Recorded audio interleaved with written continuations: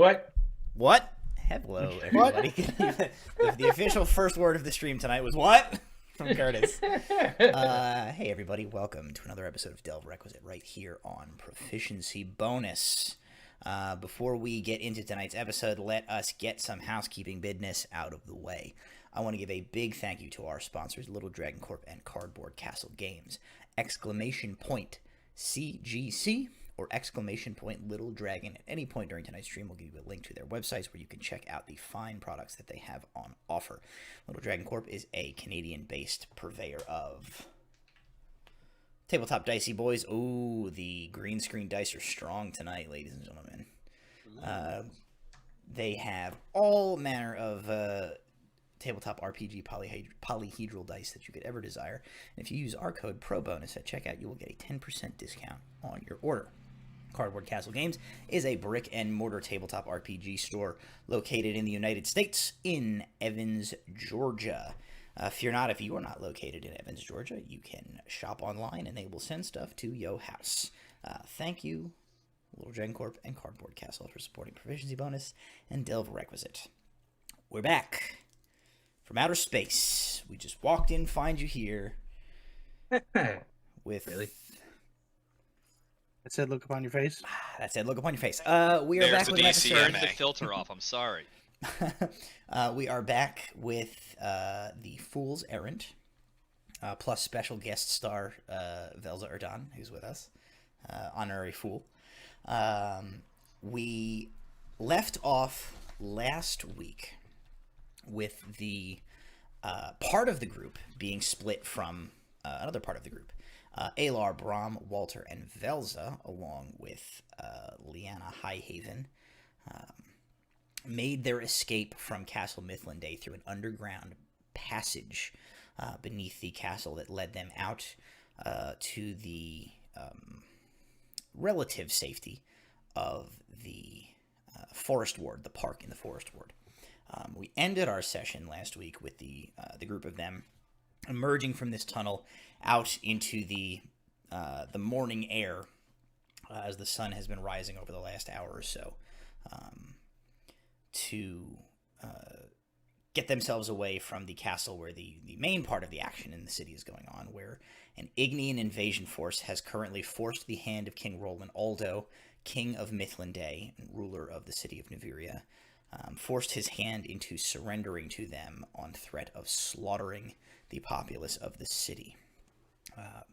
Part of the conditions of the king's surrender, strangely enough, was the additional surrender of party member Ozrius of Madrokia. The prevailing opinion right now, based on Ozrius's speculation and some discussions with him, is that the leader of the Ignian troops, one General Nurael Atarandel, had something to do with the long-past slaughter of Ozrius's clan. This is a mystery that Ozrius has been searching for answers for years upon years, and if we will remember all the way back to the beginning of our episode, the answers to these questions was the thing promised to Ozrius by Torian Idrian that convinced him to leave his self-imposed isolation from the location, the ruins of his village at a place called Giant's Rock, and come on this adventure in the first place. Not willing to pass up the opportunity to potentially learn information about this mystery, this tragedy that has haunted him for all of these years, Ozrius agreed to have to surrender himself to the Ignians while the party made their way to safety, with the understanding that they would do their best to try and reunite. Ozrius would let things proceed as they would and see if opportunity to escape presented itself. The party equipped him with several useful items, which they helped him hide upon his person, including the two that I have written down are Alar's lock-picking set and the single-use Featherfall enchantment feather. Have been So I gave him the the messenger sparrow whistle. And a whistle that will summon a messenger sparrow as needed. So those three things have been hidden upon Ozrius' person. So we're gonna pick up tonight's Right session. in nature's pocket. Yeah, gross. Actually, I have maybe we can maybe a little bit retcon something. What you got? Might be helpful. What I have what a else are pair- you putting in? I have a Oz's pair of butt? signet rings that lets you tell the status of another person that is wearing the other one. Okay. Will it fit on So Ozrius? Yeah, it'll fit on Ozrius. Maybe it might have to be a toe ring. What I will say about the signet ring, you can certainly, if you want to retcon that, you say that you gave that to Ozrius. even one of the two. It probably would have to be hidden upon his person, and then would need to be like, because if he's wearing it openly, like when they capture him, they're gonna take it from him. Sure. So like basically any stuff that you're trying to secret onto yourself there, Ozrius, has to be like hidden upon your person somewhere, in the hopes that they won't find it. So you can definitely have it, but like you're gonna have to remember that like when you want that to come into play, you have to put it on. Okay. Yeah, that's fine. I can say that I have no problem saying you guys gave him that. So those are the three things they gave you, and then we diverged. So we finished last session with the party exiting the tunnel, having spent an hour or so traversing beneath the city to come up in the forest ward.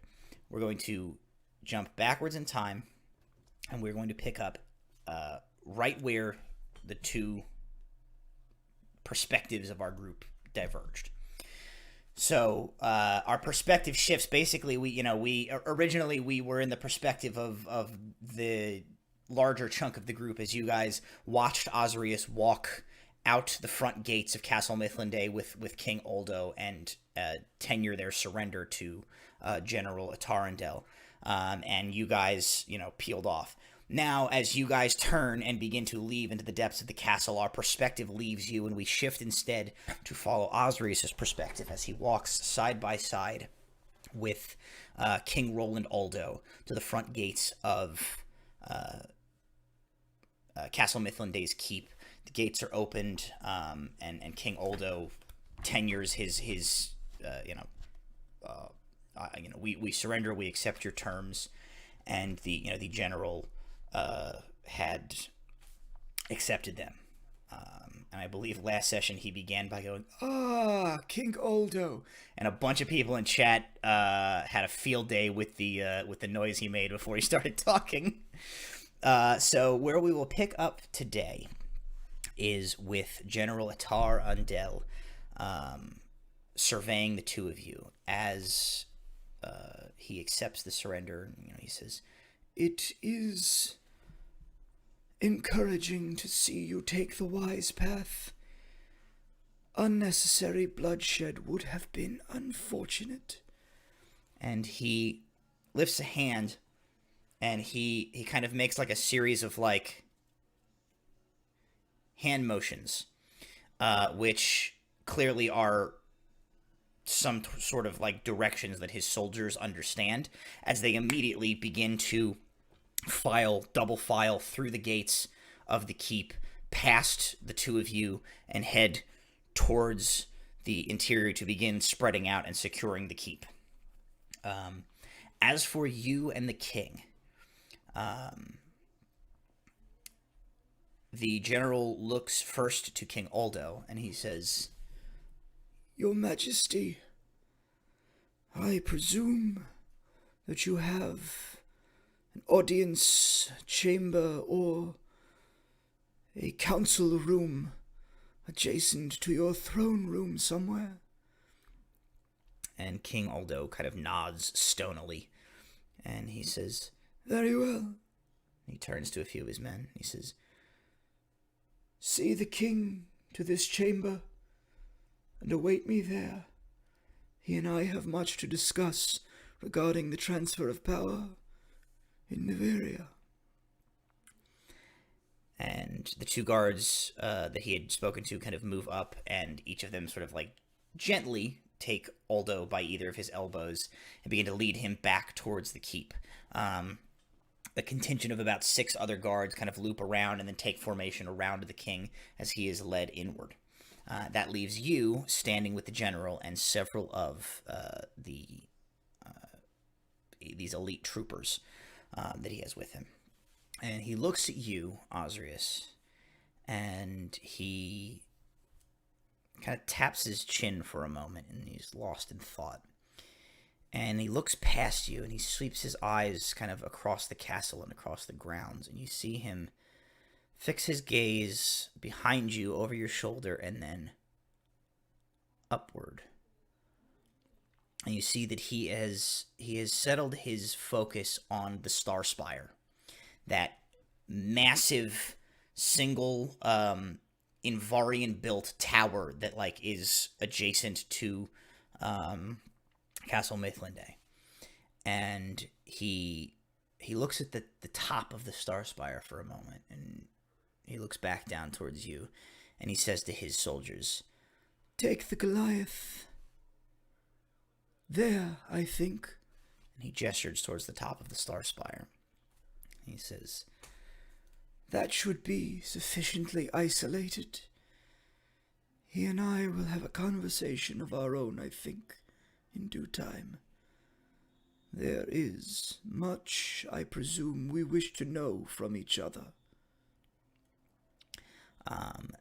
The guards that he has gestured to, 12 of them, like, move around him and begin to sort of, like, close in on you. And the general says, "If you would be so good as to discard your weapons and allow my men to take you, you have my word that you will not be harmed until we can have our discussion." Point of order. Ozrius's great axe is in the possession of the rest of the Fool's Errant. Yes. I think the general is safely assuming that there's probably like 1,000 knives hidden on Ozrius and like somewhere. That's fair. That's fair. So he basically asks you to like disarm yourself and let his guards take you to like the top of the Star Spire to await a like conversation with him. How are you sort of reacting to this? What's your vibe here? Ozrius is fine, but he's very much reserved, but like kind of keeping his gaze, like while he's speaking. Okay. Just kind of like, not maybe like angrily, but it's just like it's really like a cold like gaze, like kind of like a left like, and just being like kind of like opening arms, being like if they want to take anything, they can take something, but like kind of just okay. Really just. So they are gonna then search you as opposed to you like disarming things. It's fine. Okay. It's fine. So I'm gonna roll a. Here's what we're gonna do. Roll a. Either Ozrius can, or if you want to have like one of the party who would have like hidden the things on you, make this check. Make a sleight of hand check to see how well you hid those things you're trying not to get found. And they will contest it with an investigation. Do that already? I don't remember him. I did. I just don't remember what I rolled. I don't remember asking him for a sleight of hand roll to hide it. Maybe Brittany has it. I remember it. I'm sure I have it. Give me a second. Okay. Somebody has those numbers. I'm gonna roll an investigation. When Probably not going to matter. They rolled a 3 on their investigation. I remember Adam's thing being like in the 20s. Yeah, the lowest I could roll is a 12. I was gonna say I with a 3, I highly doubt that like his modifier is even lower than that. So my sleight of hand is it's plus in the 3. teens. Okay. I wrote. So I didn't write down the number. But what we'll say there is that they do disarm you of all of your weapons. Any other weapons that you had on you. They have the party has your axe, but like any axes or daggers or javelins, any other shit you have on you, they take that from you. They do not find either the signet ring. They do not find the featherfall charm. They do not find the whistle. They leave your pouch around your neck of powder. One of them kind of gives it a squish and sort of examines it, seems to determine that like it's nothing of a threat, and they leave that alone. So they disarm you of all your weapons, but you're left with the things that you were hidden. And the guards then escort you away from the general, up to the Star Spire. You get close to the Star Spire, and you can see that there does not, at least the kind of where you're at, there doesn't appear to be any like entrance in the structure of this thing to get like into it. Instead, there is construction that clearly has been added over time later, like around the outside of it, where like scaffolding and stuff has been attached to this that has where a winding, spiraling staircase that wraps around the outside of like the tower and goes up and up and up. They lead you to this, and they begin to bring you up just flight after flight after flight after flight of stairs. To the Ignian soldiers' credit, despite the fact that they are in full armor and like armed, they make this climb like pretty well. You definitely begin to see as you guys get like 100 flights of steps up, like they're kind of sweating a little bit and stuff like that, but they're holding it together. They bring you to the top of the Star Spire, and you had always looking at the Star Spire from the ground and from a distance, it appears to have a pointed, peaked top to it. But as you get all the way up here, you can actually see that the top is not a solid roof. It is instead a series of like arched like I-beams is sort of the, they're like high fantasy I-beams, but they're like these metallic bands which are perfectly symmetrical all the way around, concentric around the top, and bend at an angle inward that appears to come to a point, but is actually not quite touching at the very tip, leaving an opening about 10 inches in diameter at the very upper portion.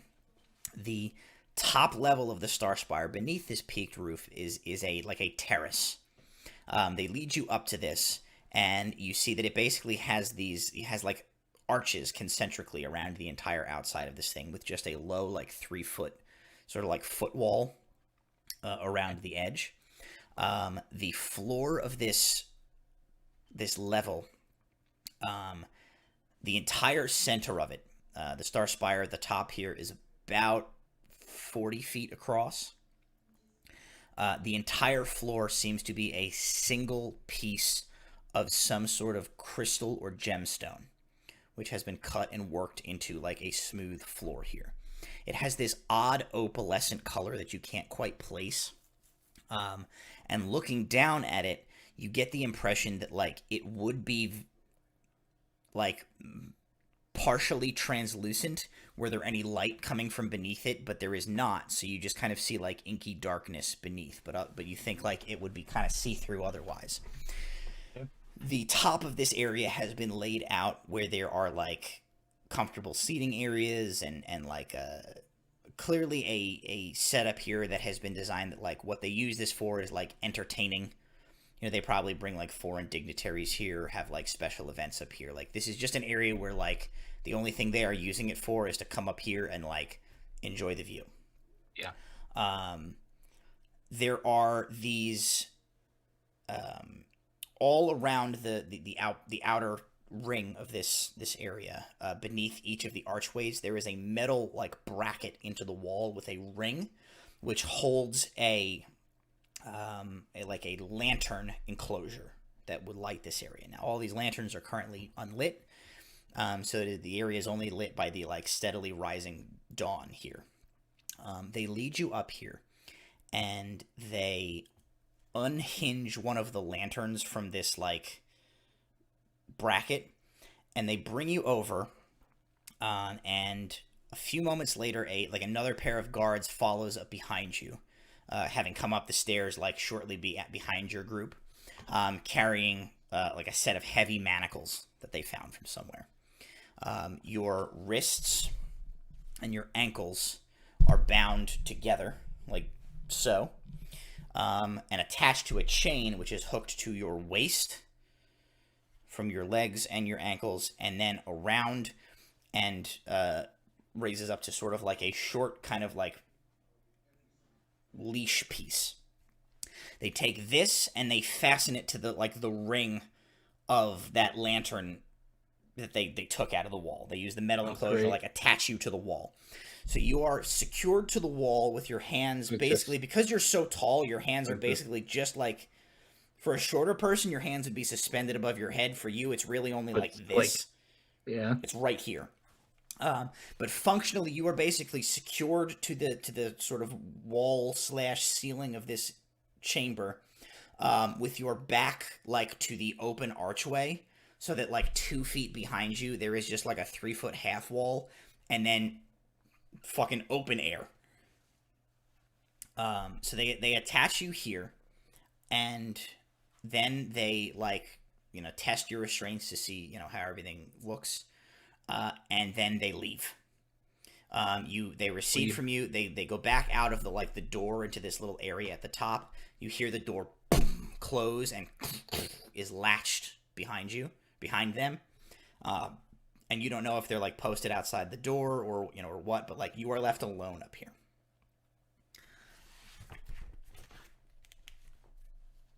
So at this point, so we're gonna get into some stuff in a second here, but basically what I'll tell you at this point is that the rest of this session is going to jump perspectives from the here and now, where you are in this chamber, to something else. Okay. Each time we jump back to here, in addition to the role play stuff that goes on, you have a choice to make. You can attempt to do something, and whatever it is totally up to you, but you can attempt to do something to aid in your potential escape or whatever type of plan you might be brewing. And what I'm going to do is I'm going to have you make a roll, and the roll will be determined by whatever it is you tell me you want to try and do, and your success or failure on that roll will either reduce the difficulty of what happens when you go to try and affect your plan, your escape, your attack, your whatever you do, or risk discovery of you trying to do something, in which case there will be consequences that might make things more difficult later. Because at the end of this back and forth that we're going to do, basically you will have the chance to enact your plan, and based on what you have done during the the periods that we're here, that will be either easier or more difficult based on what you've done. So you can choose to do nothing, in which case there is no effect on the difficulty of your escape later, and you could choose to do something, trading the the potential benefit of an easier a setup to your escape or your attack, or potentially failing that and having a more difficult time as they catch you and secure you more tightly or something like that. So this is the first opportunity that you have to do that. You're going to have a little bit of time on your own here. So is there something that you would like to do at this point, as you have some time alone, to try and set up for escape, or to take in your surroundings, and anything that you would like to do before I proceed? I think what Ozrius would try to do at this point is be shackled like that, and it's I would say that he would try. I guess that he's attached by this hook, right? It's the hook that's imagine it's like a metallic ring that is attached to a plate which is secured to the wall. Okay. I would say that Ozrius would try to test of if he could pull this away from the wall quietly, not rip it off, but test to see how hard it would be to So get this from the wall. Make a strength check, and you kind of want to land in the middle here. If you roll too poorly, you're probably not going to learn anything valuable. If you roll too well, you might accidentally cause a ruckus. Oh no. Okay. All right. So a strength check. Strength check, yeah. Okay. There we go. It's a 6. A 6? Okay. So a 6 is kind of a little bit below the middle, right? Yeah. I think what you determine with a 6 is that for fear of pulling any harder to really test the restraints of this, I think you get the impression that you think it is going to be difficult, but probably possible, that if you like really throw your weight into it, you think you might be able to rip this thing out of the wall. But you can kind of you have this thought that like it is neither going to be quiet nor sudden.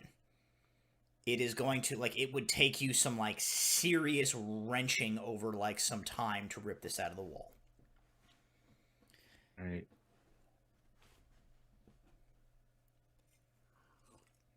Okay. At this point, yeah. So that is your sort of your action for here. Yeah. I will say that's probably, that was like tenuous enough, I think, that like you don't really risk discovery on that one, right? You sort of just rattle your chains a little bit. That's fine. So what happens then is this. You are brought up here, you kind of test your chains, you take in your surroundings, and then you really have nothing to do but watch the sunrise. You are tethered up here for quite a while. The sun was in that sort of like gray dawn, just beginning to turn blue stage when you were brought up here. And you watch the rings of Agiria go from that iridescent silvery nighttime illumination to the sort of like pale cloudy white of daytime as the sky slowly brightens over the course of the next several hours. And you look out just, from what you can see over either shoulder of the city below. It is quiet up here, save for the ever-present sort of like of the wind blowing at this altitude. The hours tick by, first an hour, then 2, then you gauge to be 3. You kind of start to lose your perception of time a little bit. It's been some time. And you are thinking about the general and this invasion of the city and his connection to you and to your past, and you can't help but think about the event that changed the path, the trajectory of your entire life that has ultimately led you to this exact moment, and your mind begins to wander. And at one point, a small bird flutters, lands on the short wall across on the other side of the Star Spire from where you're chained up. It kind of takes a couple of tentative hops, pecks at the stone a little bit exploratorily, and takes wing and flutters off again. And as the bird takes wing, our perspective, we follow the bird, we watch it soar high into the air, the cerulean blue of the sky, the streak of Jiria's rings above it fills our perspectives, and it swoops, tucks its wings, flies back down, descends, opens them up again, catches a draft, and begins to soar on the wind. But as it descends, we see not the sprawling landscape of the city of Niveria. We see a large rolling valley. We see dry, rocky, brown, flat-topped mesas, mountains, and rolling foothills. We see a narrow, sort of winding little river kind of just eking its way across a landscape. At the bottom of the valley, we see a loose collection of buildings that would generously be referred to as a village. And up on the far side of the river, up into the mountains, up a steep incline, nestled among the rocks, we see a collection of buildings, partly crumbling into disrepair and ruin. And among those ruins, we see a lone figure stride. We see the Giant's Rock, and we see Ozrius' past. So, here's what we're doing. If you haven't figured it out yet, you guys here and on viewers at home, this is an Ozrius flashback episode. We did a Braum flashback episode, or we did a bank heist. This is the Ozrius flashback episode. We're going to spend this session going back and forth between the here and now, where you are, Ozrius, you are chained up in the Starspire, and memories, visions of the past, of what came before our campaign here. For these portions of the episode tonight, of the session tonight, we're actually not going to be playing D&D.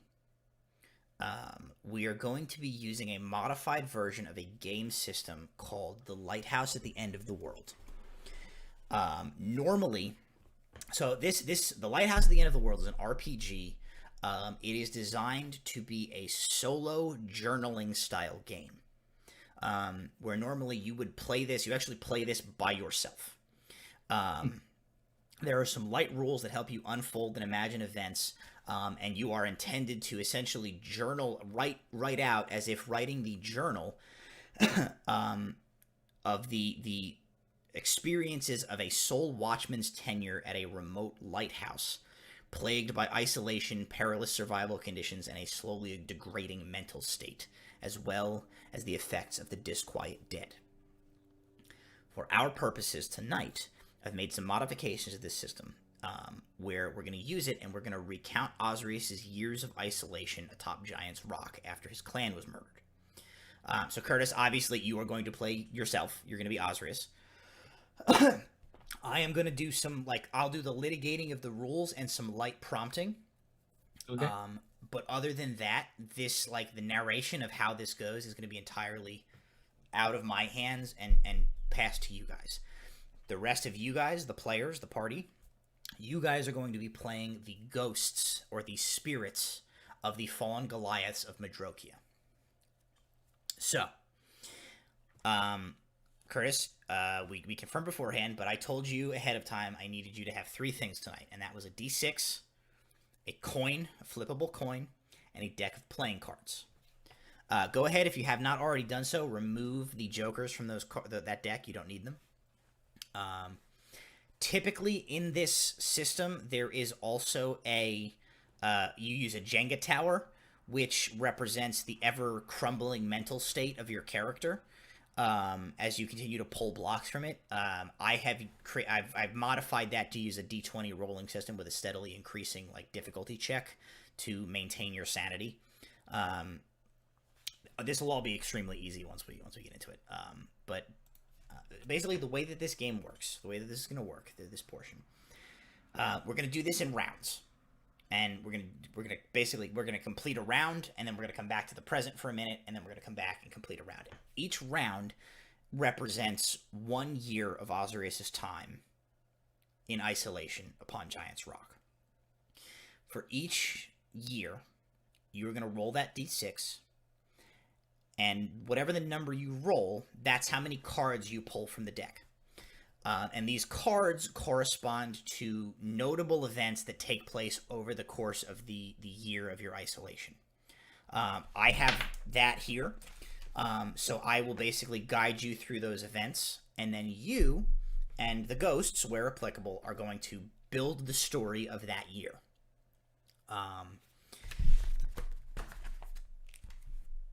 So some sort of rules details. You have your deck of cards. You have the 4 suits in your deck, right?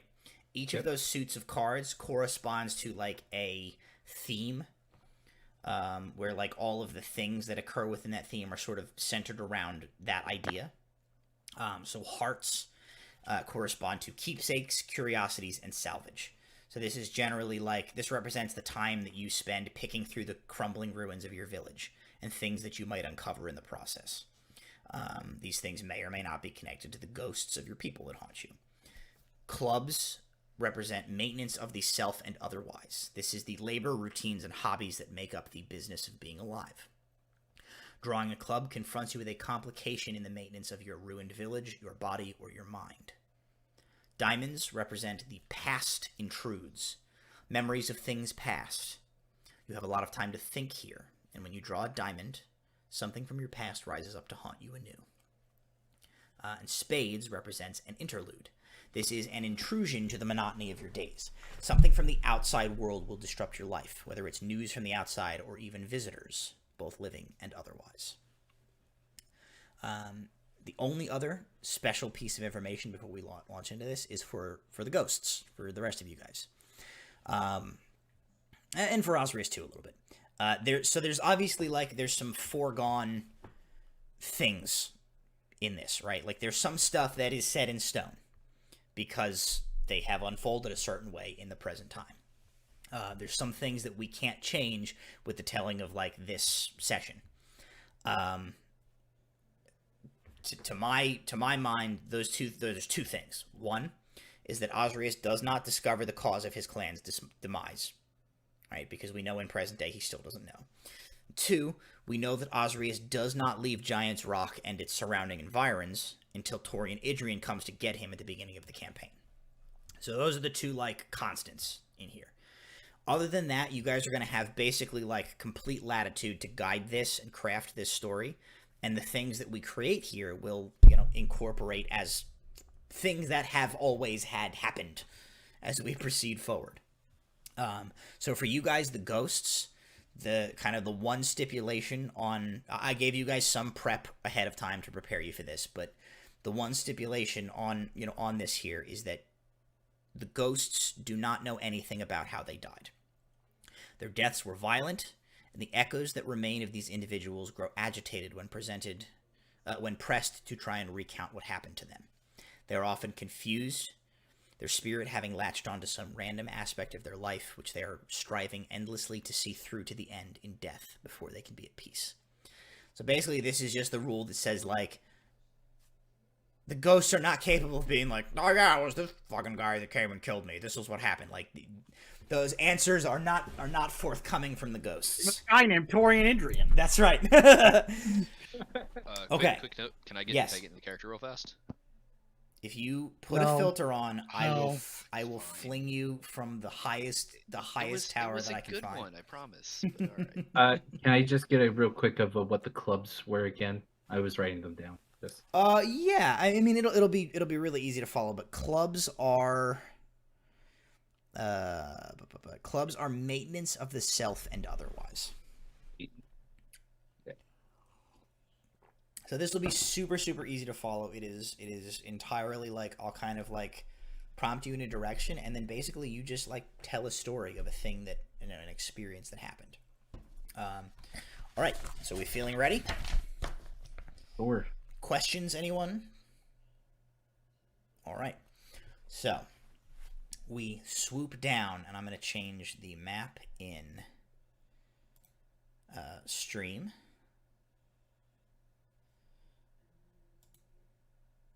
Eventually. Okay.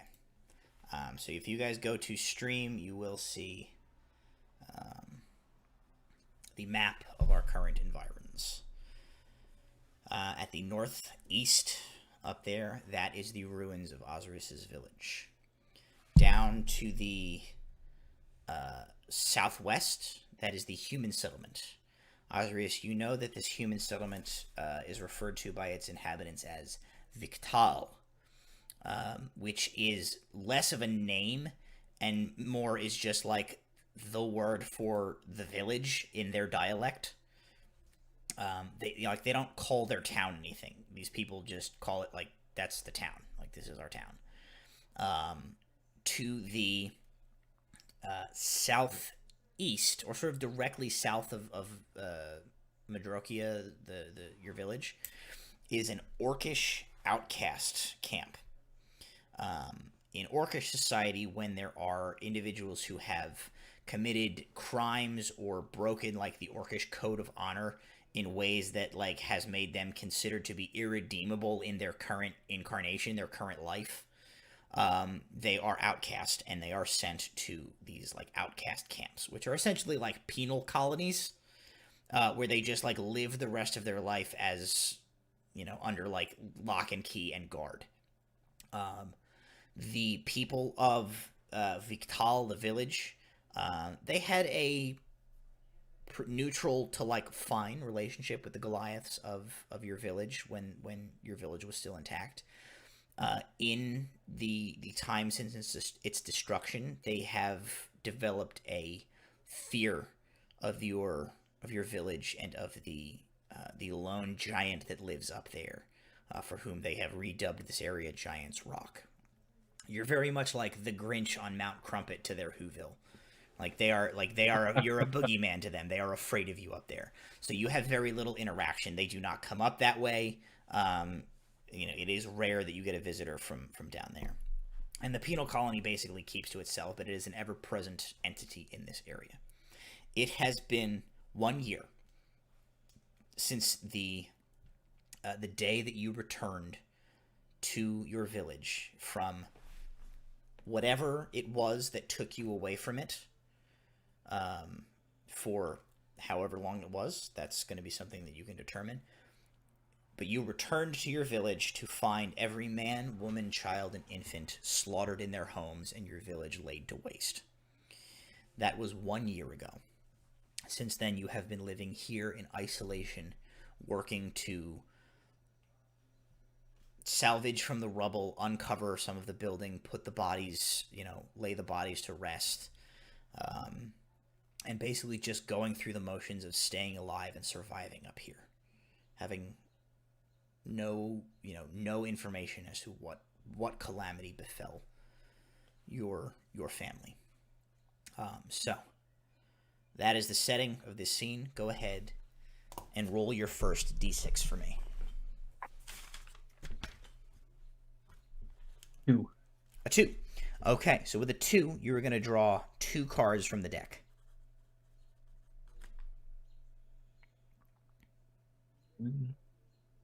2. It Alrighty. is What are those cards?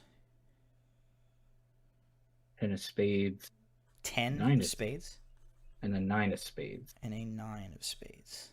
Wow, those were shuffled real good. I shuffled them. It's fine. I shuffled them. Alrighty. So, basically the way that I want to play this is each... Oh, you know what? You can't see Brittany since I... That's fine. No, Totally fine. beneath It's the... not fine. That's fine. Hiding. I was, Thank you. I was like, You're missing all the something's not faces right that about she's here. been making. Yeah, Yeah, you're not there either. I'll be back now. Okay. So Brittany kind of covers the human village. I cover the orc penal colony, but that's fine. Okay, so you pulled 10 and 9 of spades. Yes. Alrighty. Okay, so over the course of this year, you are going about the business of. Well, actually, here's. You tell me. What is it that Ozrius does? You're here. You've been here a year. You are living. You are digging through the remnants of your village's ruins. What is it that Ozrius is doing over this this time while he is living up here? On this time, Ozrius is taking a moment to kind of look at the rubble between what has happened and a mixture of graves that were already dug to bodies that kind of just lay about.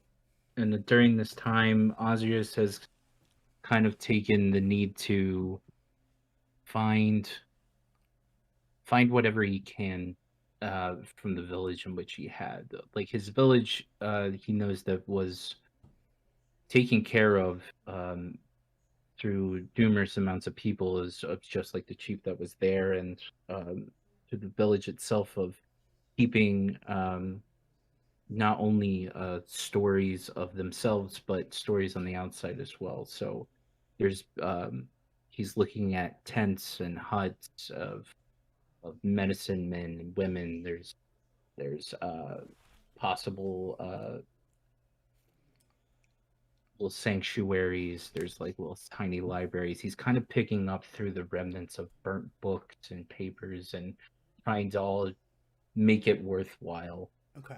Like to find something to do to. He feels almost of a need of, like, this is what he has to do. Like this is what he needs to do. You are here, and if you don't remember your clan, if you don't chronicle their experiences in their life and save the things that they left as their small mark on this world, who will? If not you, who? You can't leave, because if you leave, all of this is forgotten, and then they stop existing. You spend much of your time digging through the ruins, trying to rebuild buildings as best you can, trying to find artifacts that tell the stories of the lives of the people that lived here, and you have a habit of working kind of like to the point where the only thing that forces you to stop is that the sun sets to the point where you can no longer see. And in those twilight hours where you know that it is becoming futile to continue your search through the rubble to catalog the lives of the people that lived here, but you tell yourself just another 10 minutes, just another 5 feet through this rubble, and then I'll stop for the night. In these twilight hours, the light begins to fade and the shadows grow long. 3 times. Once in the earliest months of the spring, once again in the height of the summer, and a third time as the days begin to grow short again, as another winter encroaches upon you. You see the silhouette of a man just out of the corner of your eye, always out of the corner of your eye. Gone when you try to turn and focus your gaze. You never catch him or see him again. But after that third time, you find something, and you are convinced that he left it for you. What is that thing?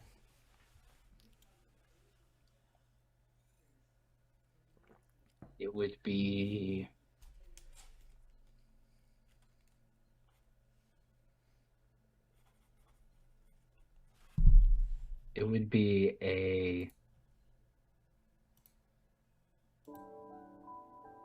an animal, small animal tusk.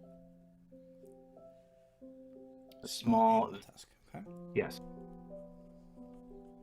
A small, very particular animal tusk with Ozrius's initials carved into it. Okay. So you find this tusk, and it has your initials carved in it. What is Ozrius's reaction to finding this?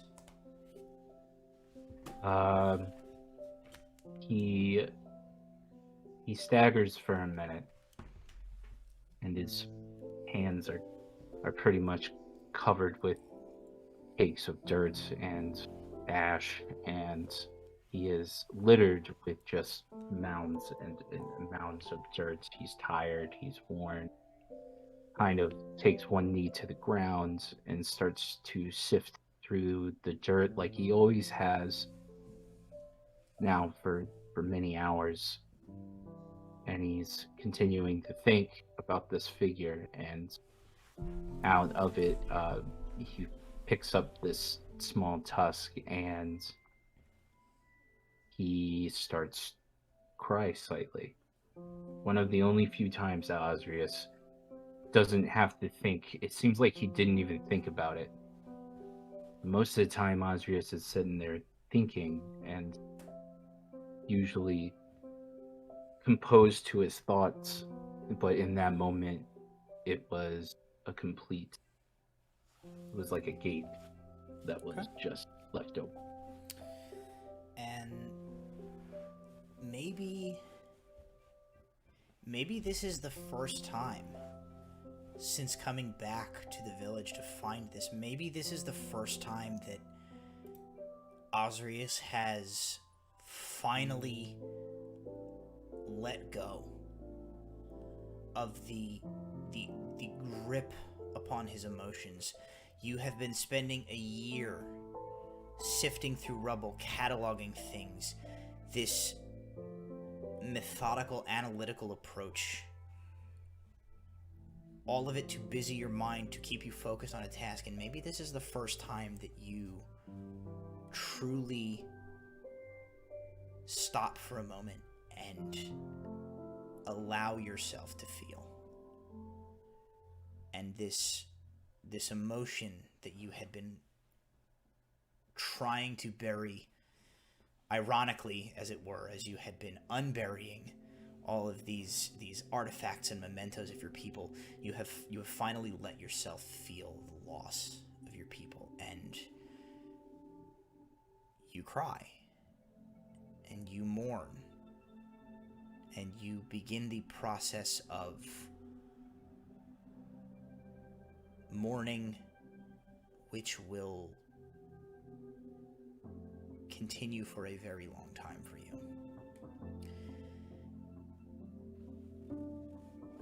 Later on in that same year, your second card, you have a visitor to your village. A visitor comes to Giant's Rock.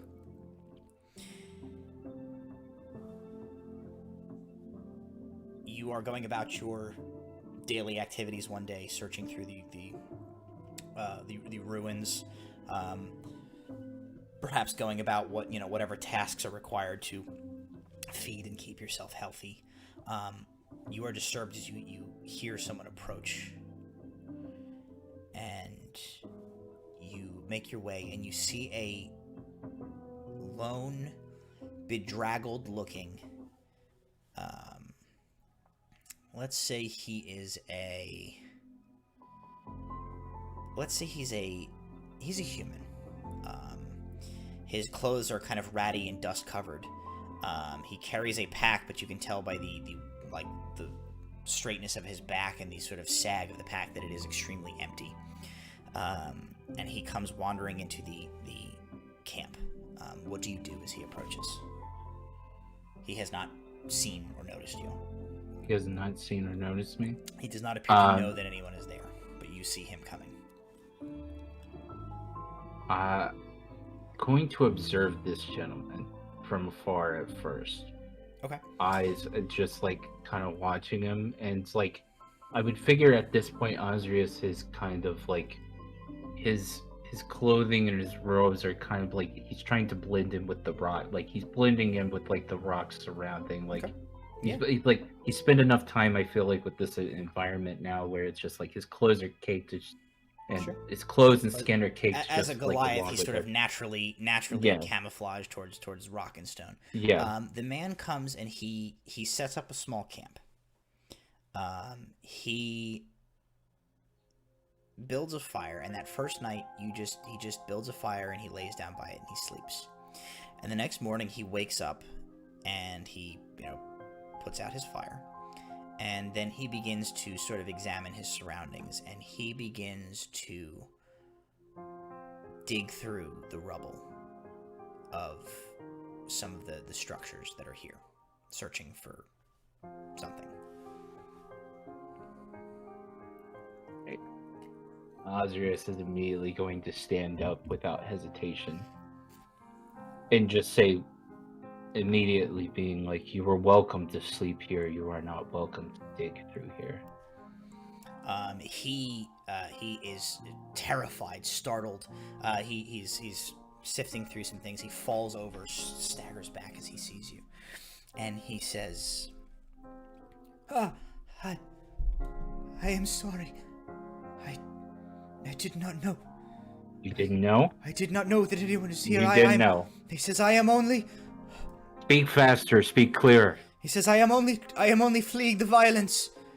What violence? War ravages my tribe. A neighboring tribe has driven our people from our land. I was only looking for a place to sleep, and they didn't tell you about this up here.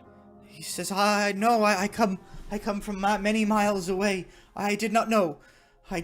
Please, I was only fleeing the violence. Please. And he turns and he runs. He just runs. And the last sight of him that you see is him fleeing pell-mell, terrified of you, down the valley and out of your sight. And he never returns. But his brief comment to you lingers with you, as it is the last interaction that you have for a long time, and you continue to think about what he told you, that there was a war. The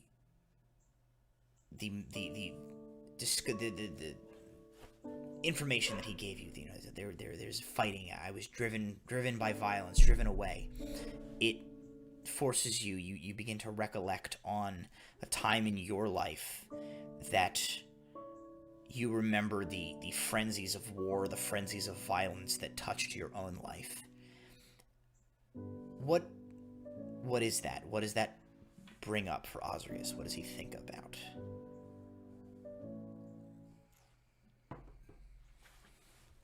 Fighting and driven by violence. There was a time where food began to run scarce within the tribe, and the chief at the time was given as many resources as he could, and it was up to a small group of Goliaths to make their venture down the side of a mountain. And by that time, not many of the younger ones ended up going down this side of the mountain. It was only made for elders. Only of ones that were trusted to keep quiet, to keep things secluded as they were for Madrokia. And it was me and only a handful of others that went down. It was our first times to make it through down the side of the mountain. And by that time, when we went around, we didn't notice that a group started to make their own way up the side of the mountain. Excavations, plottings for other settlements or land. This was nothing that we've seen as children, as quote-unquote children, teens, the younger ones of the clan. Sure. And as soon as they saw us, it was just like that guy up there. Okay. It was screaming. It was immediate anger and some fleeing, but some not listening and only determining to fight. Okay. So this experience that you have, it reminds you that this pattern has repeated through your life, this pattern that your people just wanting to survive and just wanting to live their lives time and time again when they encounter outsiders to your kind.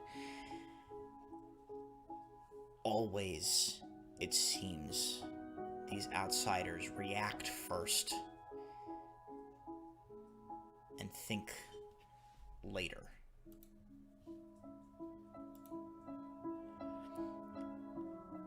You remember the violence of that time, and you remember how senseless your people just want to survive, just don't want to bother anybody, don't want to interfere with anybody, and yet it seems these meat skins cannot help themselves but to spring to violence, simply because you are what you are, whether it be the way you look or the way you live your life, and you can't understand.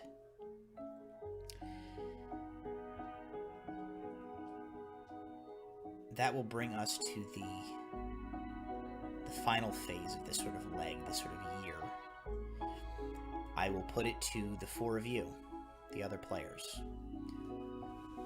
At this point, I would like one of you to take on the role of a ghost, of a spirit of Ozrius' past, of the Midrokia clan.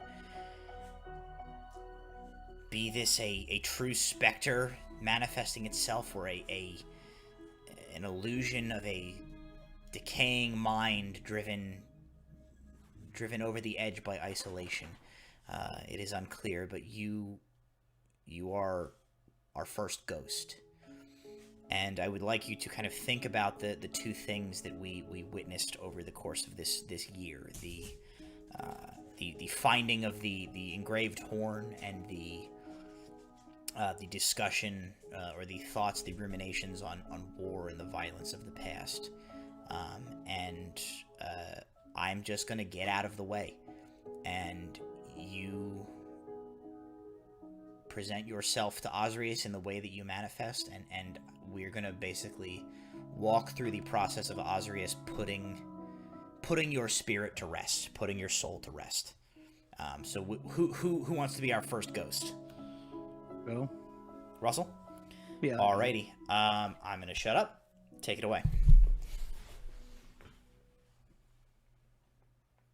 So I imagine that Ozrius has sort of been pondering that animal tusk. Yeah. And sort of, looking at... And you said your initials were carved in it, right? Yeah. Okay. I guess one night Ozrius will sort of find himself just sort of staring at the night sky with that tusk in his hand, sort of pondering when he hears a voice.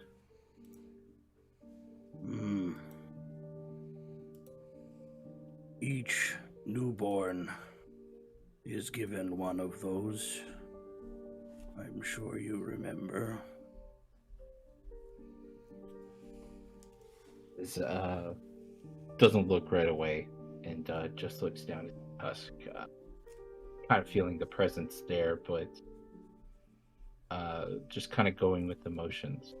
Kind of nods his head and is like, "Of course I remember. How could anybody forget?" It is... Good. No, go. Okay. It is the duty of the father, when a child is born, to carve the initials. I remember carving yours.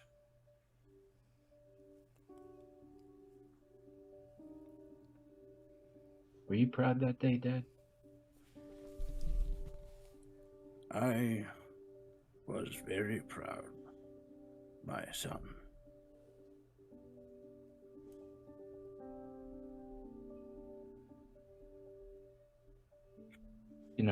It doesn't get much easier with everybody being gone. I've been up here for so long. Kind of hard to think that anybody would come back.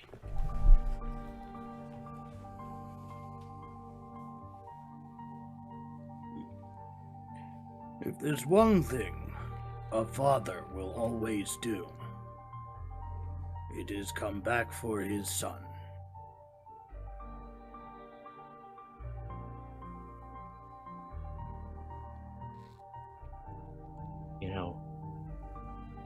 Been up here this entire time,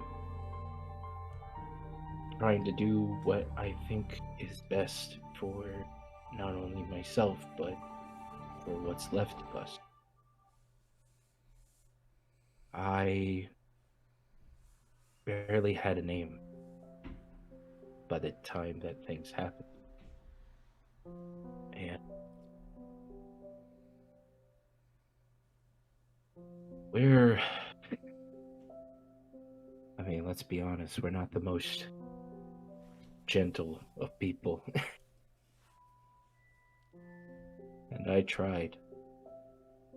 I tried many moons to try to find a reason, a continuous purpose through all of them. He kind of gestures around to what he's done so far and kind of looks over to his side to eye the ghost.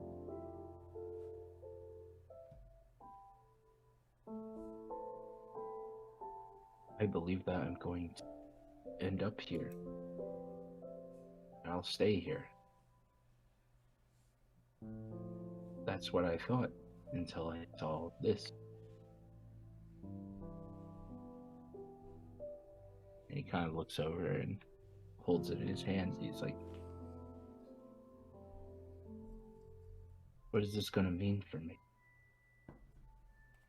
We were supposed to be like stone. We're Goliath. And I crumbled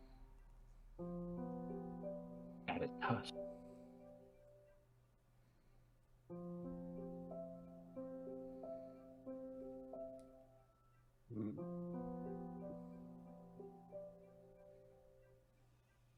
I think I find myself saddened that I did not have more time to teach you. Yes, we are stone, but we must always feel.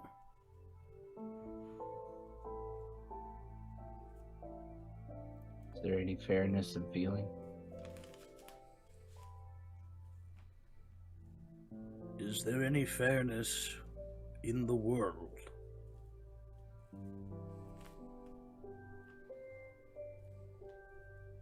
I guess not, Dad.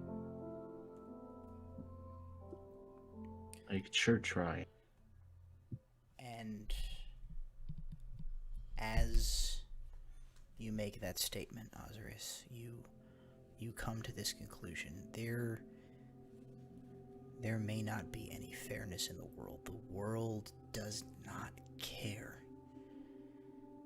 The only fairness is what you make.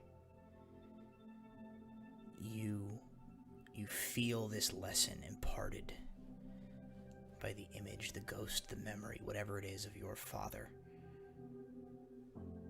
You resolve yourself that day to live by that standard. The world may not be interested, but you will make the world respect that fair is fair. And as that solidifies in your heart, in your soul, you feel your father saddened that he did not have more time to teach you. You feel something sigh.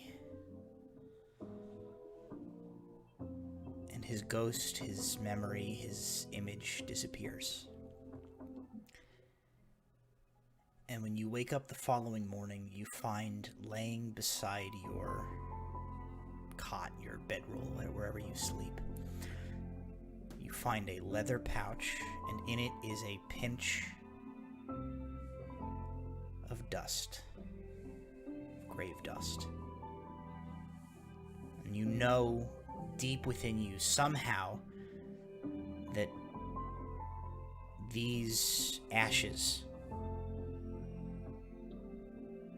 these are the ashes of your father, of the Madrokia laid to rest,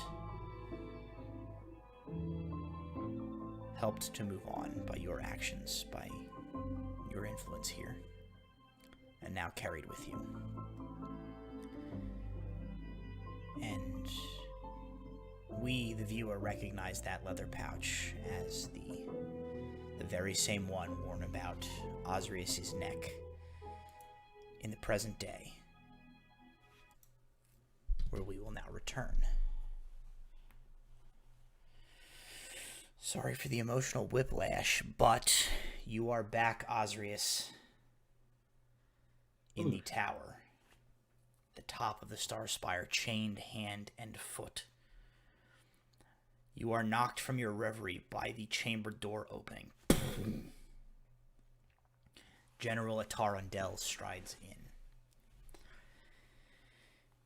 He looks at you, takes in the chamber, and he moves, and he takes a chair, and he moves it across from you, and he sits down.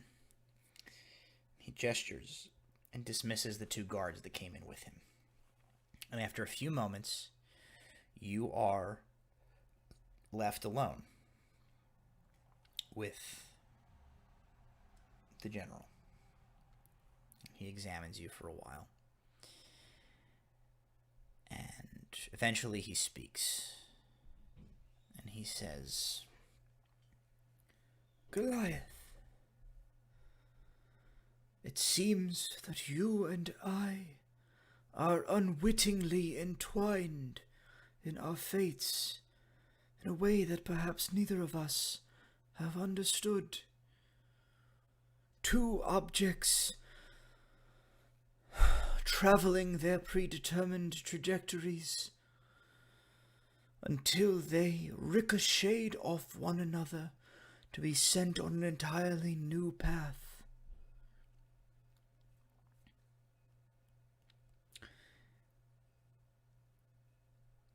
I have questions that I should very much like answered, and I am sure that you do as well. So I offer this. Answer the questions I have for you in good faith, and I will do the same. You wish to know, I am sure, the events that led to this intersection of our paths. I wish to know the events that have transpired since. In this, through mutual cooperation, may we aid one another to be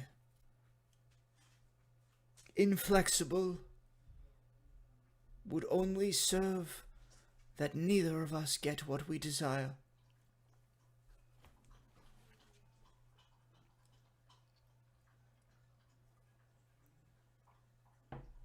What I can see, I don't have much of a choice. But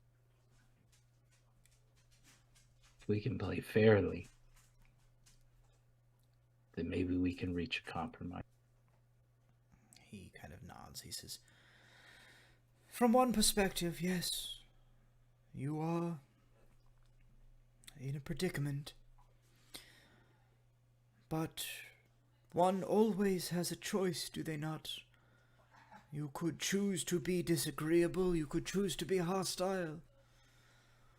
That right cannot be taken from you, but I am pleased to see that you recognize the wisdom in not pursuing that path.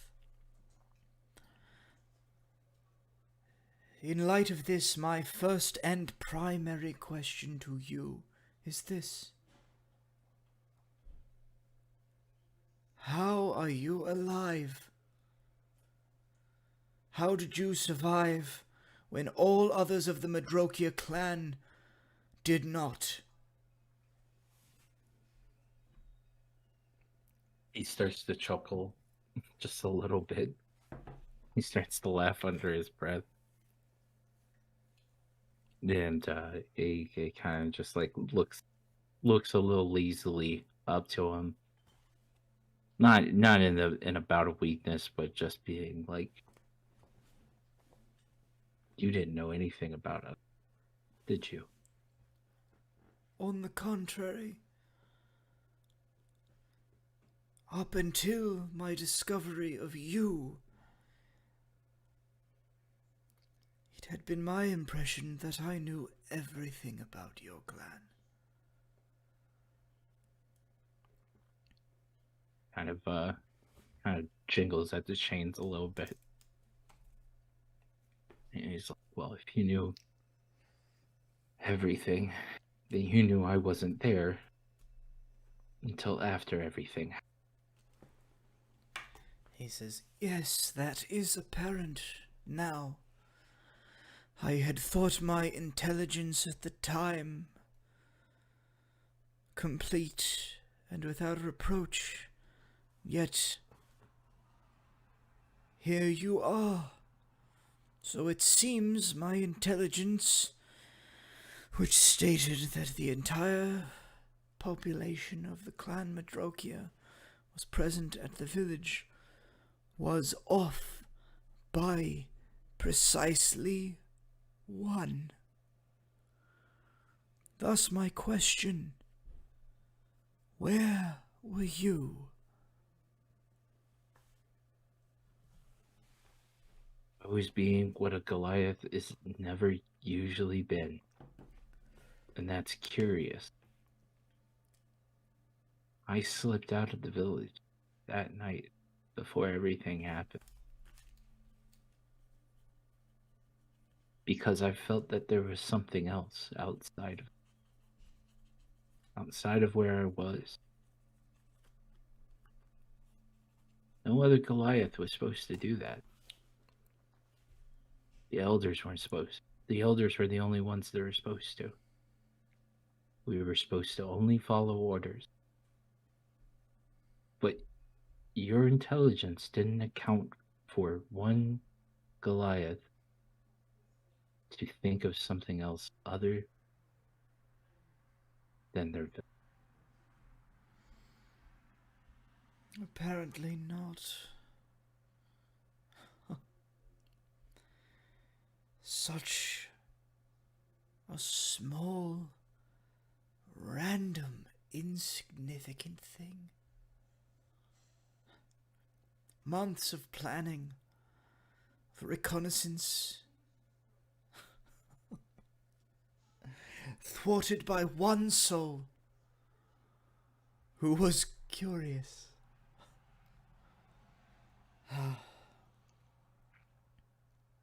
No matter, I suppose. Given this turn of events, fate has offered me an opportunity. But I suppose fair is fair. You have answered my question in good faith. I will answer one of yours.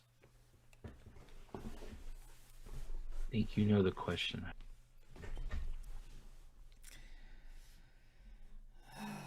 I am afraid you will have to ask it if you wish it answered. Why us? Why? Why you?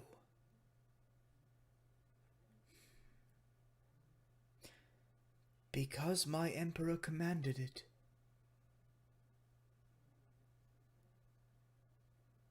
We were bothering no one. Because an emperor commanded it? You kill women, children, a whole group in the middle of a fucking mountain.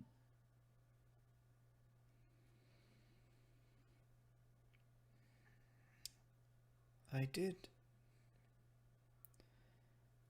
My unit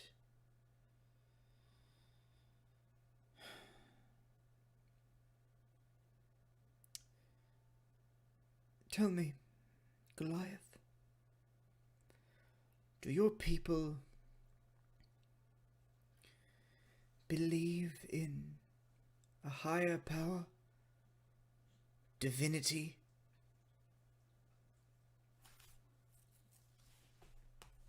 Kind of spits to the floor, off to the side. and our divinity was ourselves. Well, my divinity is the guidance and insight of my emperor. I, on a certain level, agree with you. A group of barbaric, barely civilized Goliaths sitting in the middle of a valley doing nothing. A bizarre request indeed, but one made to me by my emperor,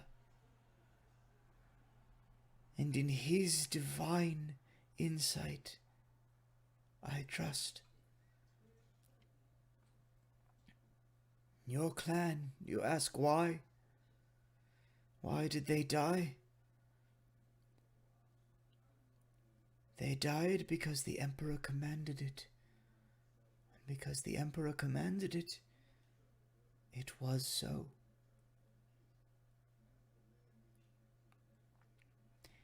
And as he says this, we fade again to the past. Back to the Giant's Rock, to the time between. Curtis, go ahead and give me another roll of that d6. It's 5. 5 cards from the deck, please. We'll probably abbreviate the course of each of the individual cards for time, but go ahead and roll those cards. I can understand that.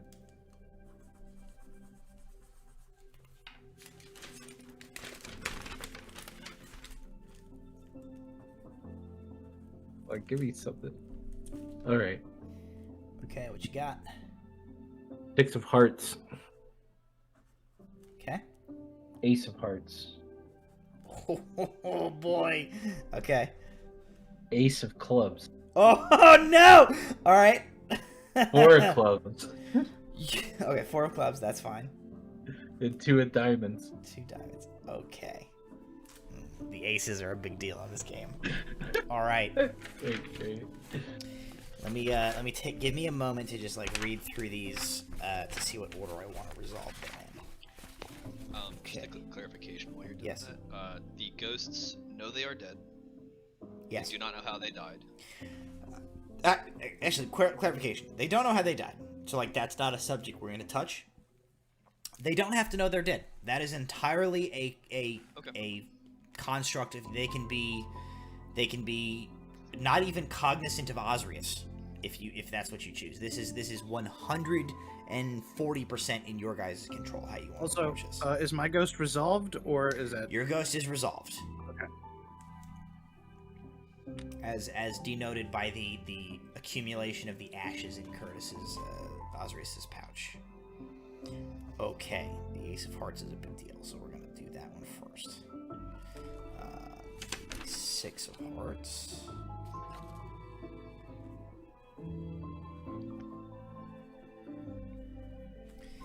Ace of Clubs.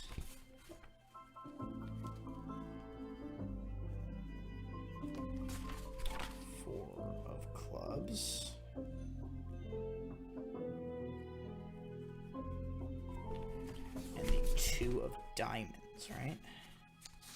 Yes. Okay.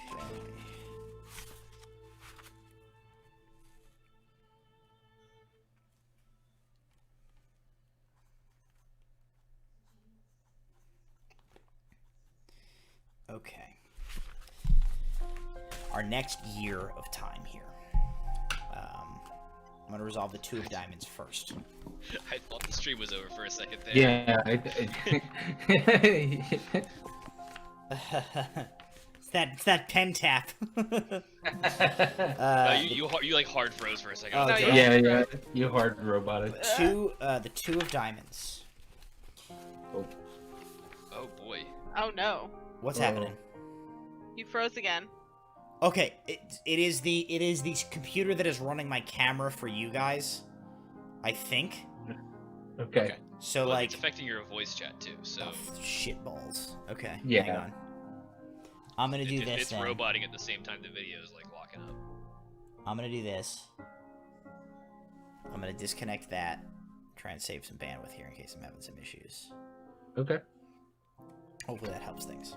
Welcome to 1997. We are Oh, on AOL no, right that now. jacked up the that jacked Sorry. up Cameras. the cameras. Oh no. I can fix that. Hang on. I'm Walter and Ozrius. Oh, double messed up. Okay. Oh. I'm taking over this campaign. messed up. All right. Well, hopefully it'll work out. The Two of Diamonds. Recall how you felt when you first saw your destroyed village for the first time. Oh, how I felt. What do you feel when you look at it now? So, recall your first moments of coming back over the rise to find your destroyed village. And then now, you are now 3 years out from its destruction, living in isolation here. How do you feel now? What I used to feel was anger, hatred, malice, revenge, complete uncertainty of what I want to do or what I need to do other than bloodshed. That's what I wanted. I wanted death of anybody that was going to walk through that that clearing to just show up in the village. What I feel now with being 3 years in is I feel almost an emptiness. It's now almost like this empty but full feeling. This something of being like, I don't want to tear something apart to find answers anymore. I want to just find the answer. So anybody walking through is not seen of, or it's the feeling of just being like, my anger was only going to go so far, and so now it's contemplation. Now it's wanting of these answers, but I'm not going to find them unless I stay here. Okay. So the emotional energy at first was you were burning the fuel at a faster rate than which it could be replenished. Your rage and your hate and your lust for revenge to find the source of this unspeakable evil that has been visited upon your people and upon you. The desire to make the world hurt the way that you hurt has dulled over time. It's still there. It's still beneath the surface. It's still deep within, but it has been replaced by the slower burning fuel of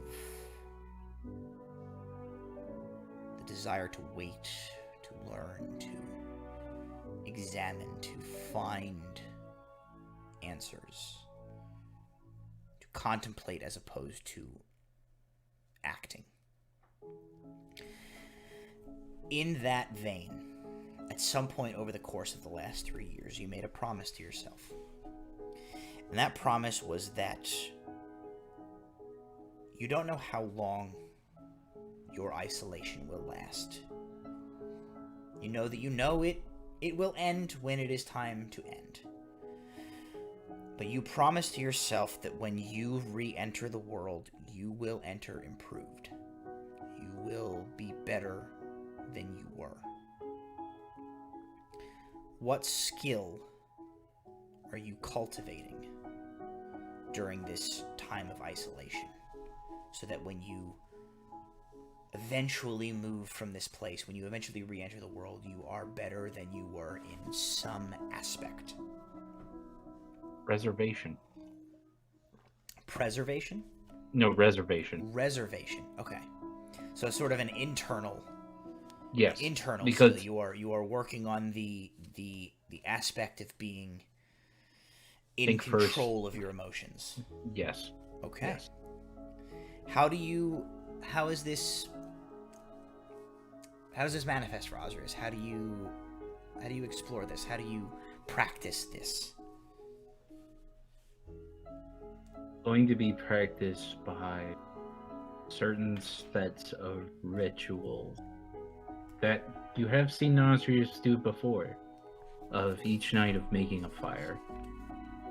And while in the village, he takes certain elders' bones, certain of the higher elders, along with his family, of like his father, of like anything that is left, and kind of building those up in the pyre itself, and reflecting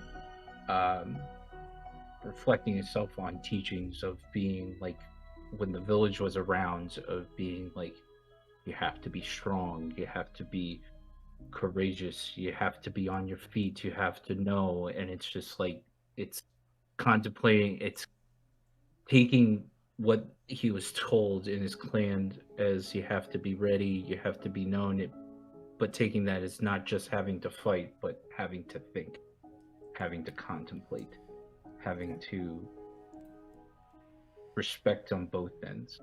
So Ozrius practices mindfulness. He practices ritualizing the little things, the making of the night's campfire.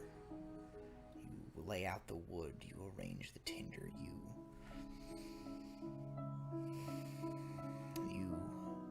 express yourself through the small motions of day-to-day life.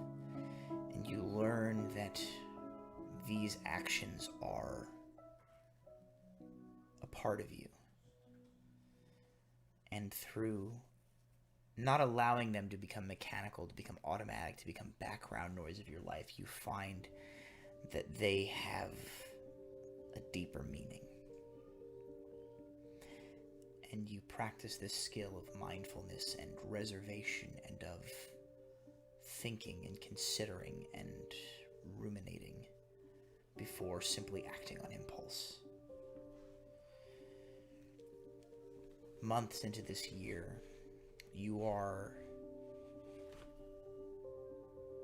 in the process of practicing this in action one night. You are making your nightly campfire to cook the small game that you have hunted for your nightly meal. When an unexpected occurrence takes place. You have a visitor, in a sense. You don't ever see them or interact with them. You sort of hear something that alerts you to the presence of an outsider in your village, and it draws you to the outskirts of the village. What you hear is the sort of like nervous, the giggling, the like tittering laughter of a young person, of a child. The sort of laugh that automatically comes out to cover anxiety and fear and trepidation. You hear this and it draws you to the outskirts of the village, and what you find there, you find not a soul present, but you find a parcel left behind. You find a parcel packed with small baubles and items, and one particular item, a foodstuff, a consumable of some sort, something that is considered a delicacy within this region. It is a food that you have not had for at least 3 years. What is that dish? What does it mean to you, and how does this affect Ozrius?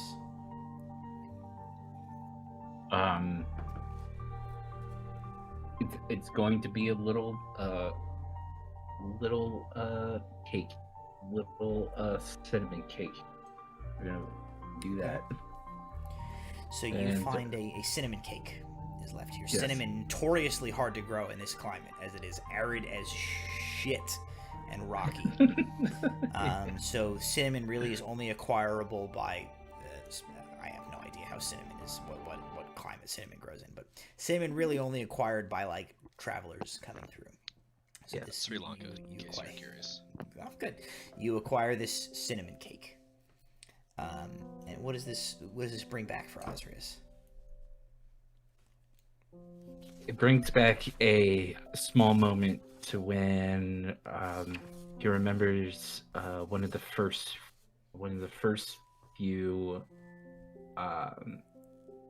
ventures out from the village, from a set of elders going into the middle of the night trying to scavenge not only for wildlife, maybe possibly around, but anything they could get their hands on.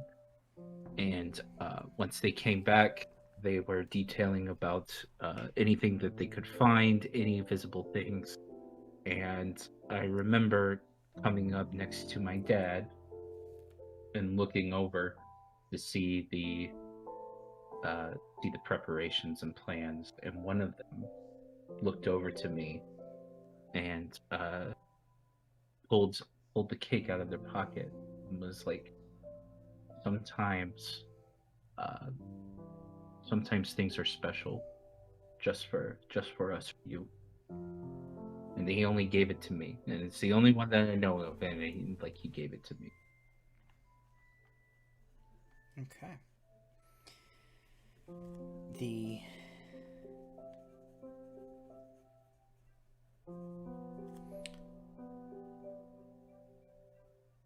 One of the last few days of the year, this third year of your isolation, you are going through the process of searching methodically through the ruins of your village.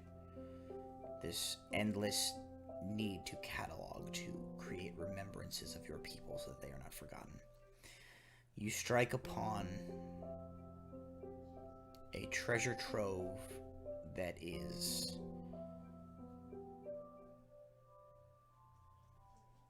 incredibly important. This is less a reaction on your part as so much as it is like, I'm just going to tell you what you find here. In a destroyed longhouse, you find dozens upon dozens of these small little carved stone totems, and you recognize these from a festival, a celebration that your clan celebrates every year. These small totems are carved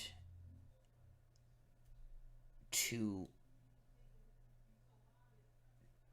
transcribe and to save tales of the deeds of members of the Madrokia.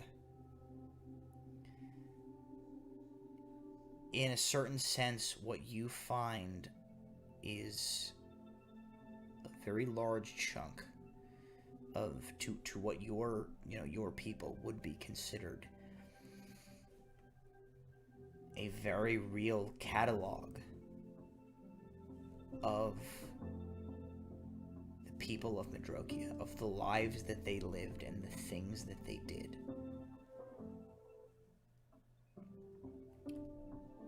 So I guess my sort of question to you there's a question to you, and then there is a mechanical component to this. The question to you there is sort of what is Ozrius' reaction to finding this thing, this journey that he has been on to sort of like catalog and store and accumulate the pieces of things that were markers of the lives of his people. He has found this tangible representation of this. How does this affect you, Ozrius? It fills me with a sense of almost, I would say, pridefulness, of duty, of knowing that getting a confirmation of what I was feeling and what I was setting myself out to do is coming to fruition. Like, that my thoughts and my feelings weren't directing me somewhere that I shouldn't. That, like, feeling and a thought is something to consider outside just this being the one that is to make the call. Okay. So mechanically, you basically have we'll establish this from here on out. You have a list of the names of your people. So as we proceed forward, we will assign a name to the ghosts that appear, which does in fact bring us to the last sort of bits of information here. Ozrius, you shortly after this, you digging through the rubble, you come across a single intact piece of furniture. What is that piece of furniture that you find? Piece of furniture. Piece of furniture in a building. It has to be the chair the chief sat on. Okay, the chair the chief sat on. Okay. You come across this. So, now, Russell, we've already had Russell be one of our ghosts, so the three of you remaining. You have witnessed the events of this past year. I would like one of the three of you. Who's going to be our next ghost? Who wants to be our next ghost? I'll take a shot. Adam. Okay, Adam. So with these past events, you've had Curtis through the eyes of Ozrius. He has kind of discovered this practice of exhibiting mindfulness. You've experienced him getting this delivery from the children of perhaps the village, giving him this cinnamon cake, which reminded him of an event from his past. You've witnessed him find the chair of the chieftain, which he has brought back to his little living space where he resides. And he has found this set of like story bones, essentially, these story totems. So once again, I'm going to step out of the way, and you can manifest yourself as a ghost, as a spirit that Ozrius has encountered over the course of his isolation here, and walk us through the process of putting that spirit to rest.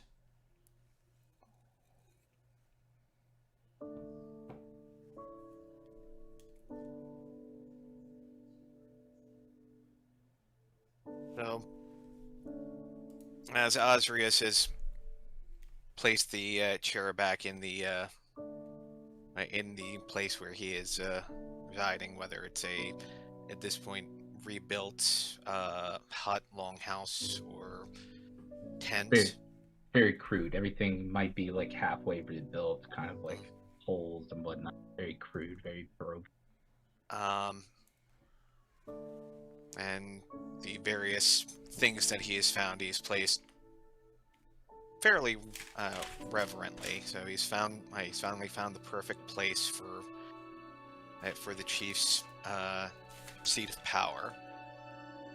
He starts hearing, as he looks past the story bones, he hears a familiar clicking, ticking noise. And as he looks, he sees the Goliath who made the story bones. He's very delicately, with a set of bone and a couple of metal tools, etching.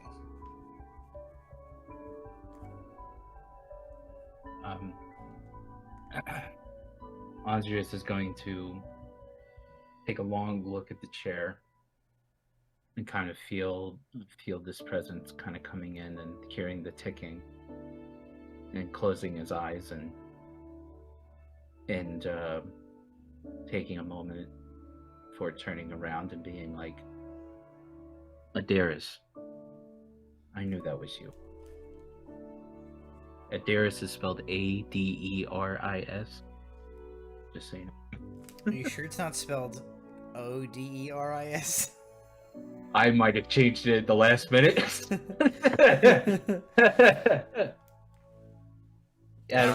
Is it maybe Odaris? Because we can't have a Kurdish character not named with an O. Fine, it's Odaris. Now it's Odaris. Whatever you. Yeah. Now it's Odaris. Now it's Odaris. Okay. All right. No problem. Odaris. Yeah. Young Ozrius. Under his breath, you hear him quietly counting to himself. And he'll set down a tool and with a sure hand pick up another one, look at it, set it down, pick up another one, and resume ticking away. What brings you to me? Another story? Oh, I wish I had more Adaris, but I think you've told all the stories so far. I mean, you were already pretty meticulous with things around here, and nobody could retell a story like you could. It is true. It is true. Yeah. But I told them exactly as I heard them. That doesn't mean I told them the best. That might be true, but around us now is nothing but ruin. I'm glad you didn't have to see it.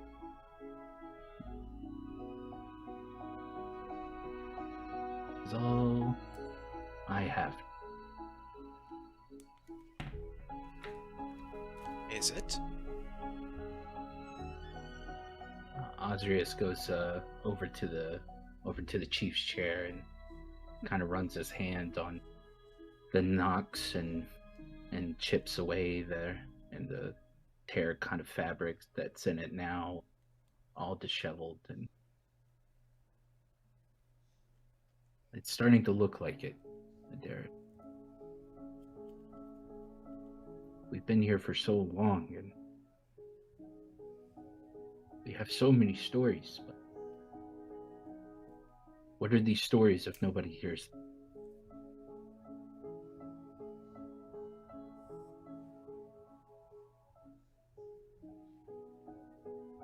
What are the stories if no one hears them?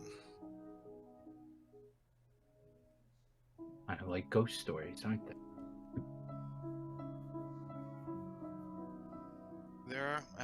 Then they are bones with markings that those flesh bags down beyond the river would ponder, and perhaps the orcs far to the south, they might understand. I was told by one of the gatherers that they too will etch bones. At least he found some etched bones among one that attacked him and he was forced to kill.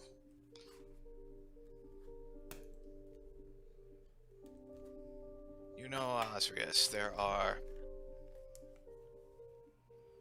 other... what is the word? Languages? That the flesh bags down there will babble something that to us means nothing more than the screech of an owl. But to them, that might be their great story. And so it is that I would think they think of us when we speak in our tongue. just wish some others were understanding enough.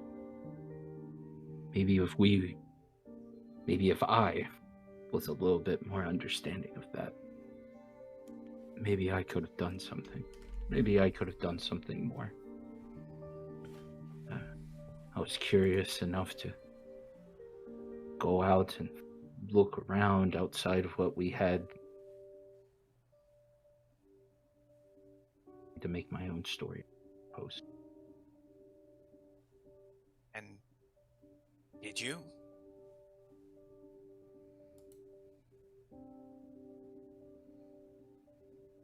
Not yet. I don't think so. And Darius will hold up the bone that he was working on.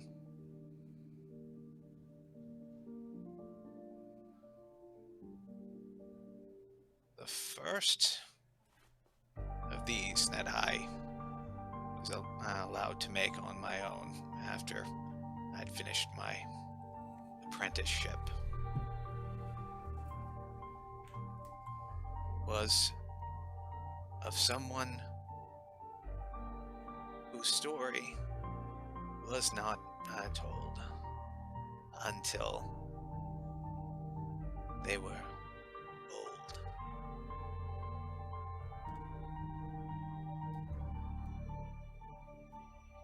They had their youth, they did their craft, they lived their entire life in the village. But their story, the one they're proud of, the one I was to write for them, not until they could barely move. There is time. As we draw breath, there is still time to get a story.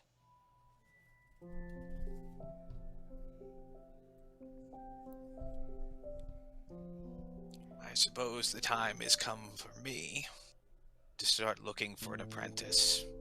My hands are not what they were.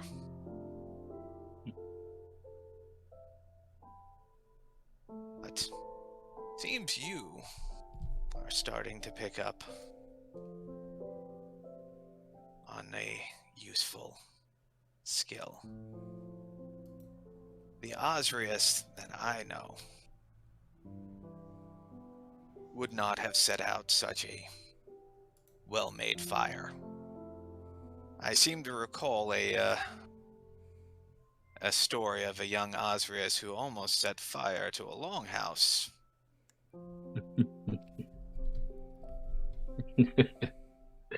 Oh, only slightly. Only slightly. Only slightly. And what did I tell you then? You were not the first. You will not be the last. Ozzius begins to laugh at the comment, kind of fading away in his ears. And with that, you laugh, and Ozrius, it is the first time that particular expulsion of emotion has left your body in maybe 3 years. Yeah. You laugh, and you think on your conversation with Odaris. You think of the things that he said to you, the things that he was discussing, and you realize your time here is changing you. It is making you into a person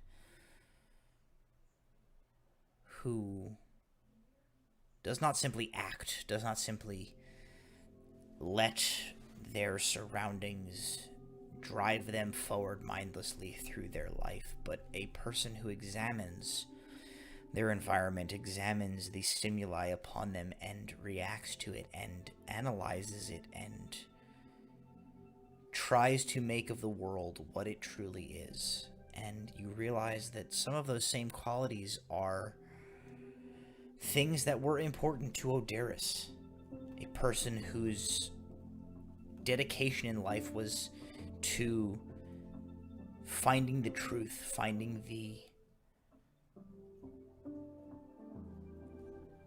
sequence of events, the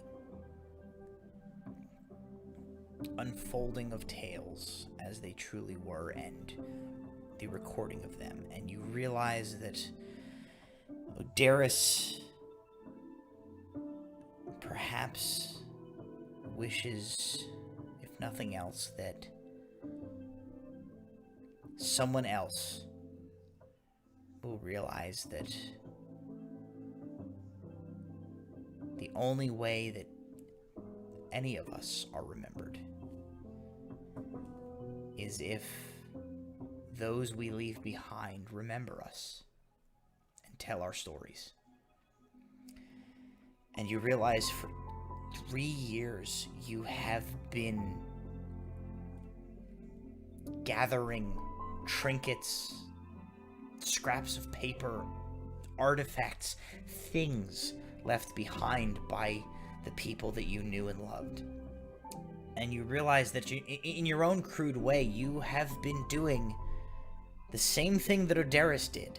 You have been cataloging, chronicling, telling their story, making sure that they live on because you remember them.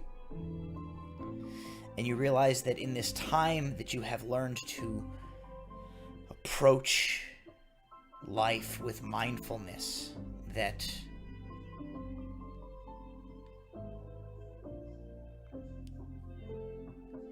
you can engage with your surroundings in a way that they will be examined, understood for as they truly are, recorded, and left for those to learn from beyond you. And with this sense of understanding of the mindfulness and the meticulousness required to catalog and to carry on the chronicles of those who will outlive you or those who you will outlive, you feel again a sigh from Ozrius, knowing that through you, part of him will live on. The following morning you wake up and you find your pouch just a little fuller, because you carry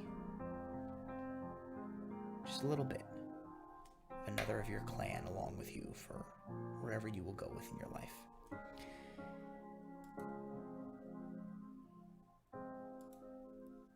And we will return once again to the present day. Ozrius, you are sort of startled back to the present as the general says, "Are you familiar with a thrush jay?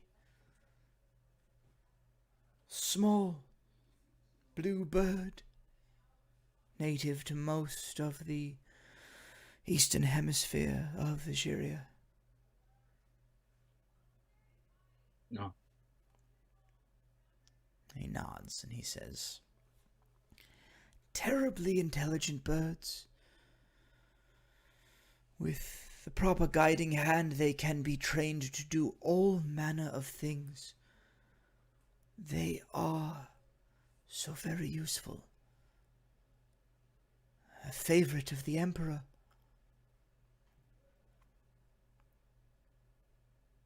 Many years ago, I led a group of elite operatives within the Emperor's army who took their name from these creatures.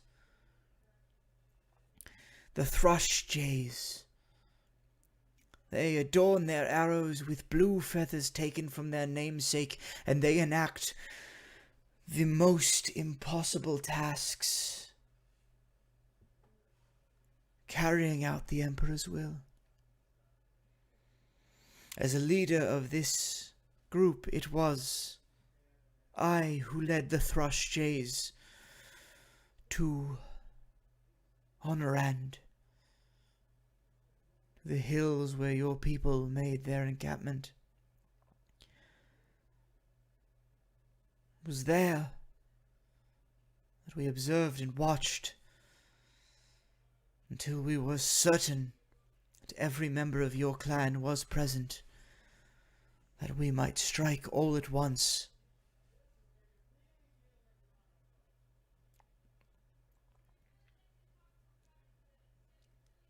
It was through this mission that my life was forever changed. But I have rambled. I have divulged the information you have asked for. Ask what question you will of me, and I will answer.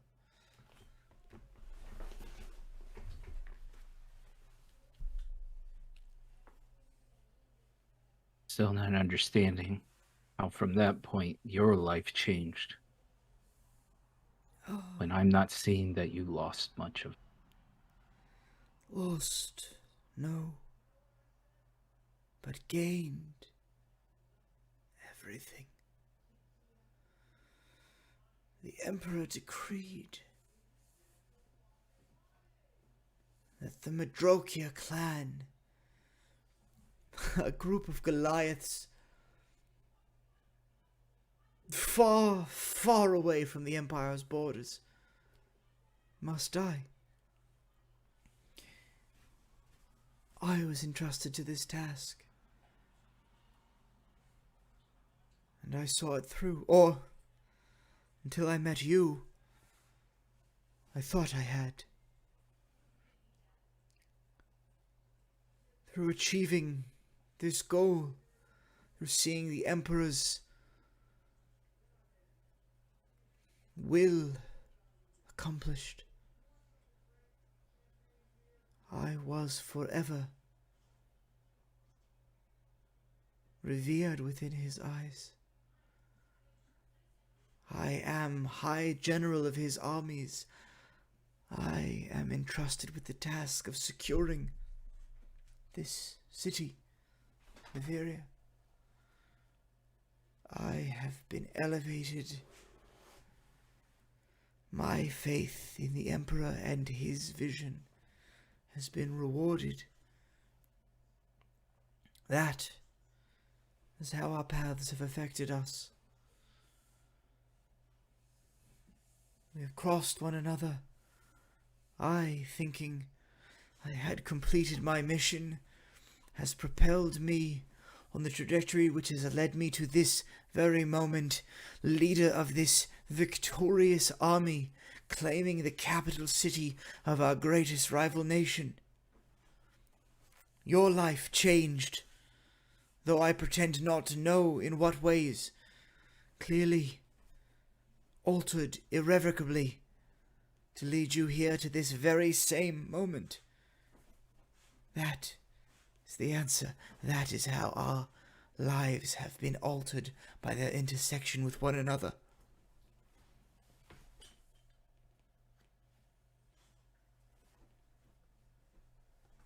When you look at my face, knowing that you didn't complete, how do you feel?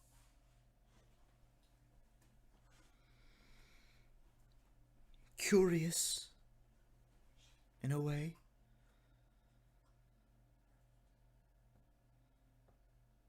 On one hand, I am interested.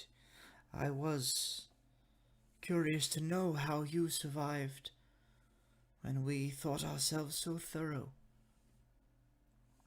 But curious on the other hand, I must admit, a guilty admission, I suppose. I trust my Emperor's judgment. Your people died because he said they must. I do not need to know his reasons. I do not need to know the further implications of this. He claimed that Madrokia would die, so Madrokia died. But in certain quiet moments, I do wonder why. As you do, I am sure. Why would the Emperor of the Empire have such an interest in a small group of Goliaths secluded in a mountain, keeping to themselves? I thought perhaps talking to you might answer some of those questions for me, but it seems that may have been wishful thinking only. I think I have learned what I wish to learn from you now, Goliath. And so I believe our conversation draws to a close. And once again we return to the past.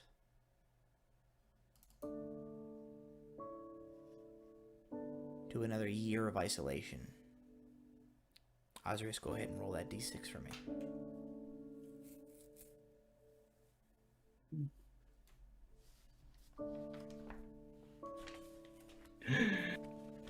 It's a 6. Okay. With a 6. So this is a little different. We're going to handle this a little differently. Okay. Draw those 6 cards. Okay. 1, 2, 3, 4, 5, 6. Alright, go ahead and read those cards to me. 6 of spades. Okay. 10 of diamonds. Okay. 8 of hearts. Okay.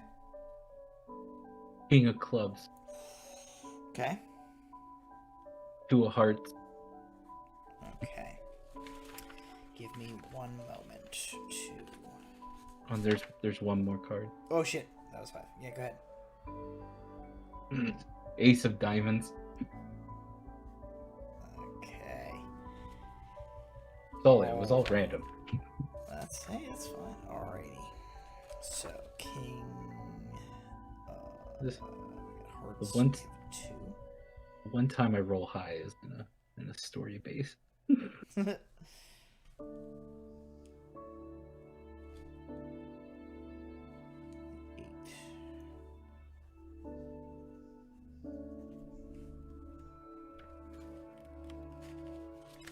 King. Ace of diamonds.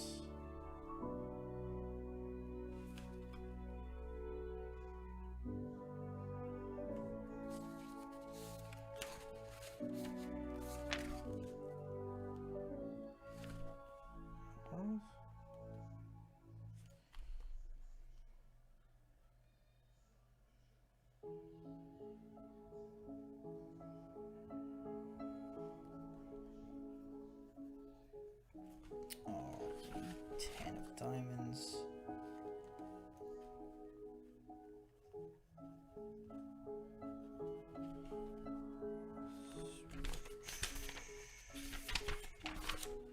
Six of spades.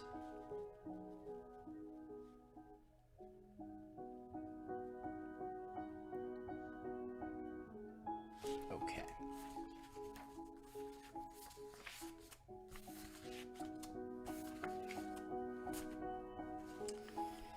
Here's how this is going to work.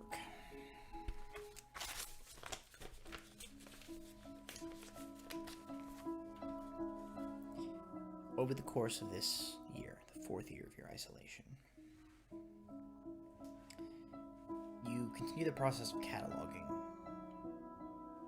the mementos, the artifacts, the relics of your people's history, the stories of their lives. You find a piece of jewelry, adornment, a bauble that your people would commonly wear among the wreckage. You find a mostly intact set of like cookware.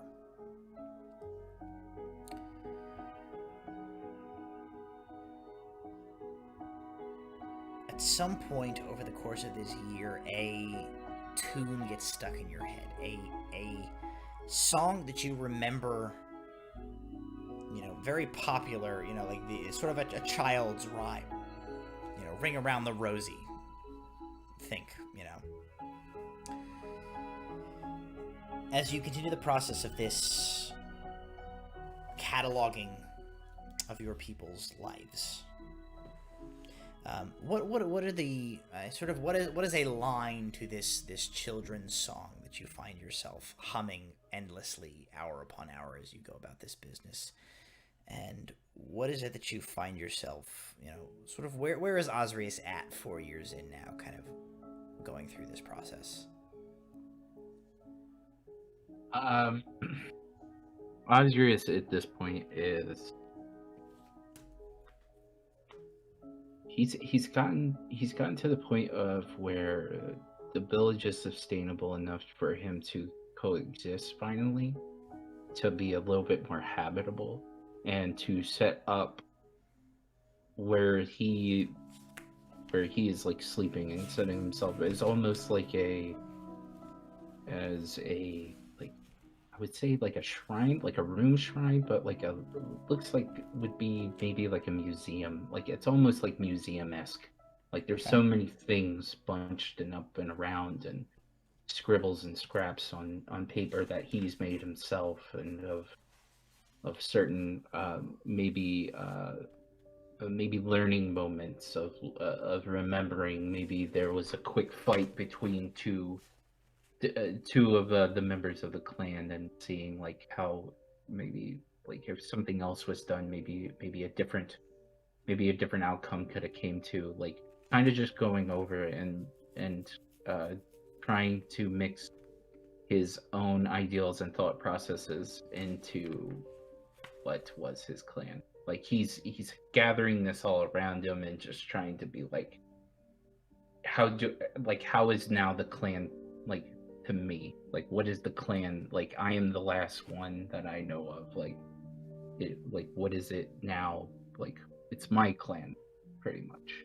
Like what does that mean to me? Kind of redefining. Okay.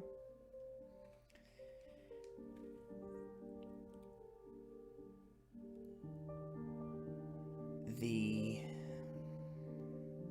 remaining two players, so Brittany and Jason. I apologize that I'm going to hit you with the heavy lift that is going to be this next piece. One of you will take the part of a vision, a ghost, a spirit. At some point during the course of this year, a profound melancholy seizes Ozrius' heart. Make me cry. One of the two of you is hostile. Hostile in general, hostile in this sense towards Ozrius. Not necessarily towards Ozrius, if you don't wish it to be, but hostile in some way. The other, sympathetic. This melancholy that seizes Ozrius' heart in this year, it causes him to neglect his duties for days. The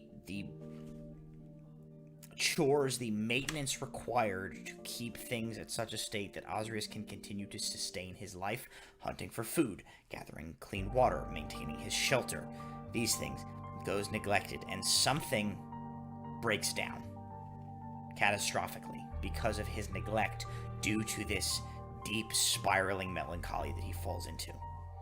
One of the two of you is sort of the source of this, intentionally or not, based on whatever you kind of present. The other perhaps sort of presents yourself as the solution to this, the way to climb from this, where Ozrius will find his way back to the light.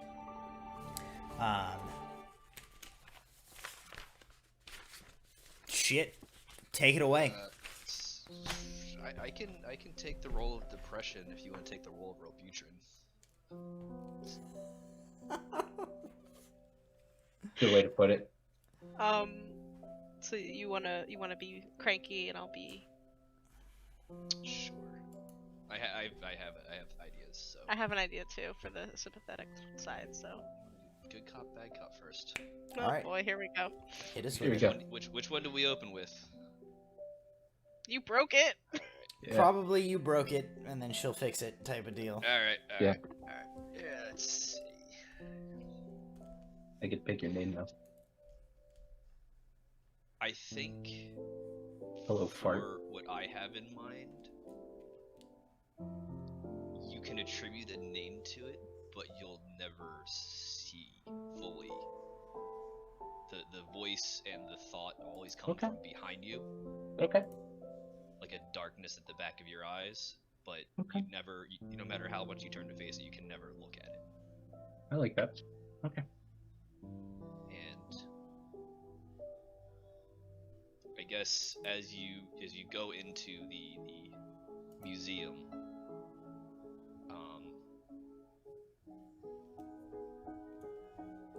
after a week of maybe not being there, right?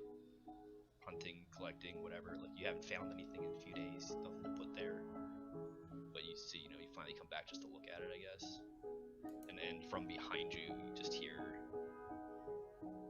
just burn it. Just burn it all away. It's already destroyed. There's nothing here for you anymore.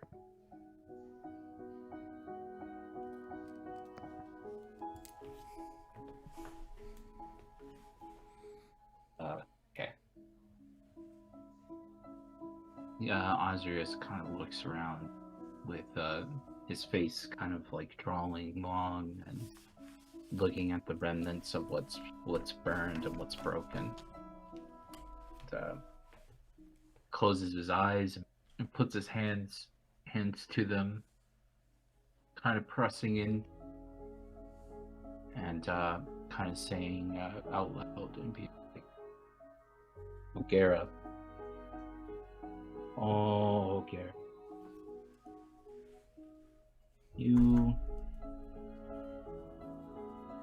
I don't think I ever understood you. Maybe not until now.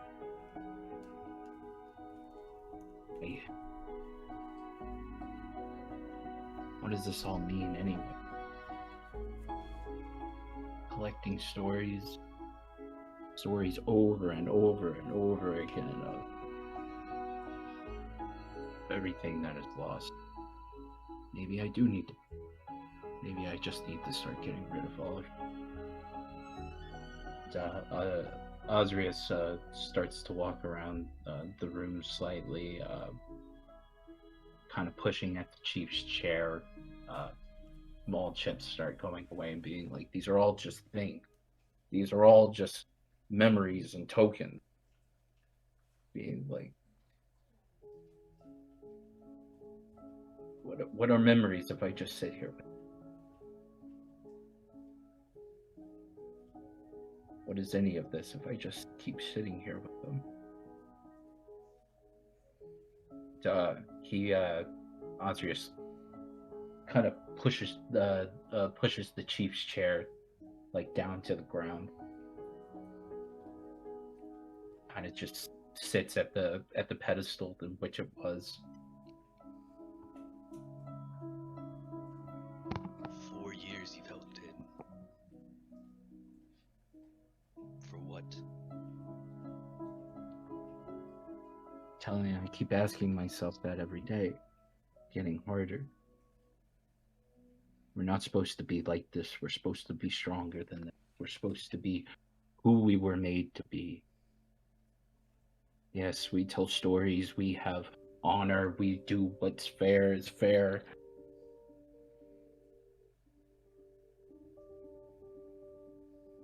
Is any of this fair? Looking at this over and over again, I can't imagine how this is fair.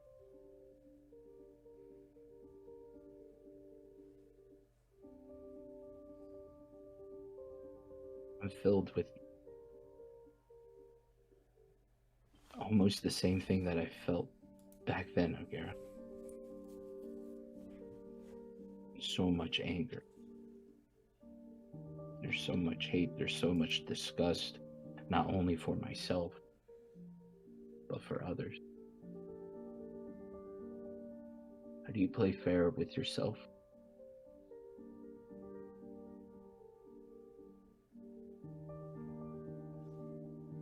When Ozrius pushed over the chief's chair, and the dust and the dirt kicked up in the wind, at first that's what he smelled, was just the dust and the dirt. But there was a hint of something else there. The wildflowers from down in the valley, closer to the humans' village. And he sees out of the corner of his eye a smaller, thinner figure. She was often called the runt of the clan, at least as far as that age group went. She was a little bit weird, a little bit isolated, and she would go pick the wildflowers, and you recognize the shape of the Goliath girl that lived one hut over from you when you were growing up.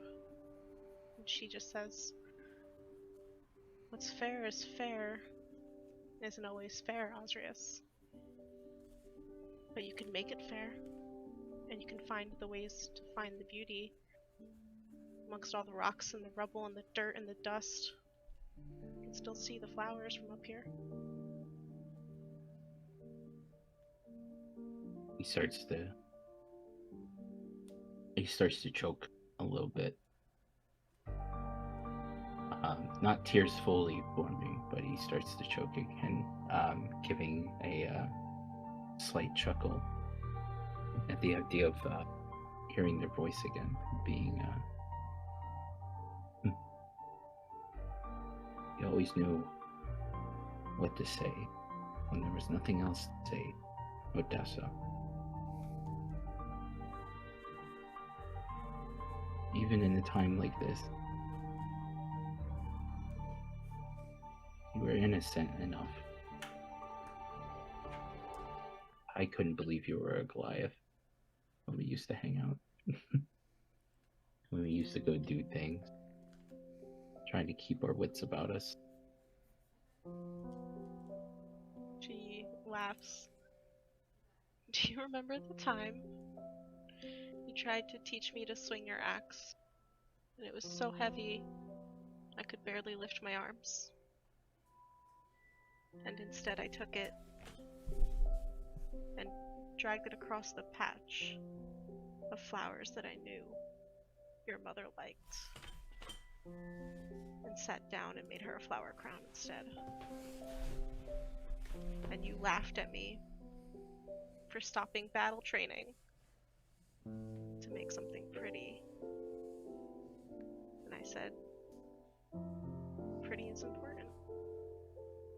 And then you laughed and you made me swing the axe again, and eventually I could pick it up, but it did pull me down a couple times with it."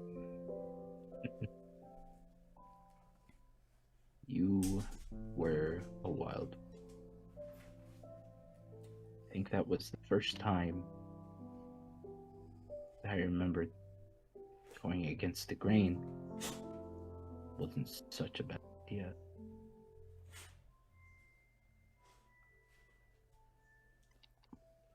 Curiosity that got me here to a degree. And maybe then it's going to be curiosity that kills me.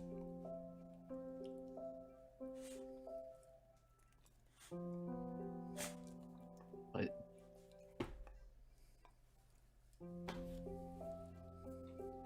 something hard. It's like lifting that axe.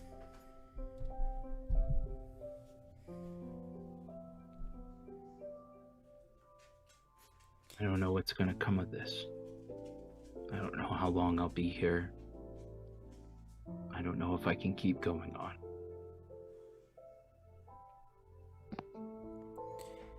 Destroy everything.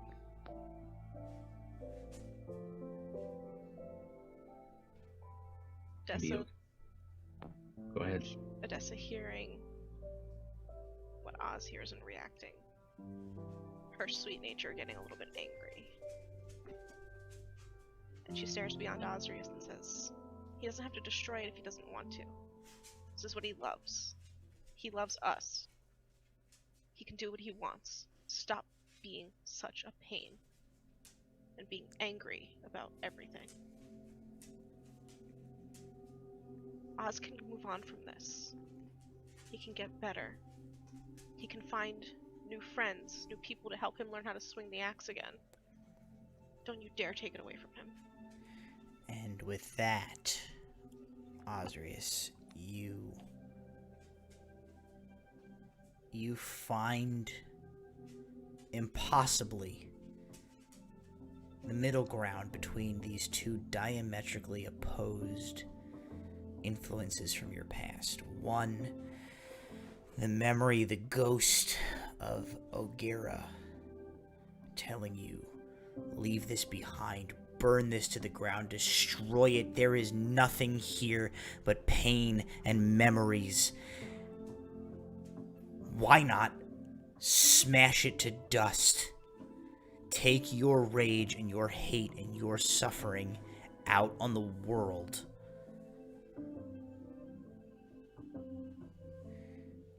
And Odessa telling you,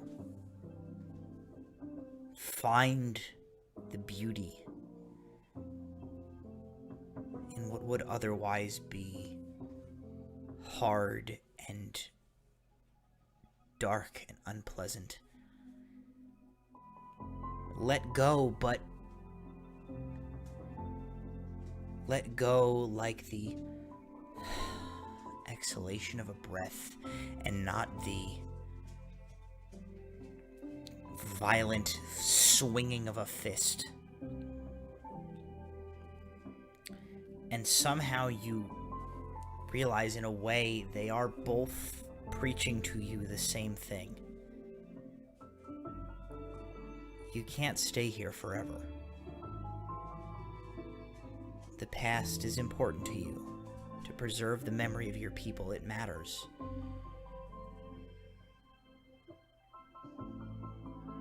But if you spend the rest of your life just picking through the ruins of the dead and wallowing away the rest of your life in the past, you will have no future. And if you have no future, neither do any of the people who you are striving so hard to remember.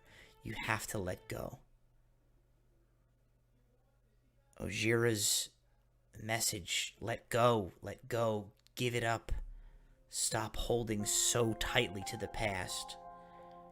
And Odessa's message, don't be shackled by the past. Carry it with you, but stride to your future. You find that both can be true, even as diametrically opposed as they seem. And though it may take you another span of time to finally be ready for this decision, it is there that you can trace the roots of your thought process back to realize that it was there that you knew that someday you would have to leave Giant's Rock. You would have to re-enter the world.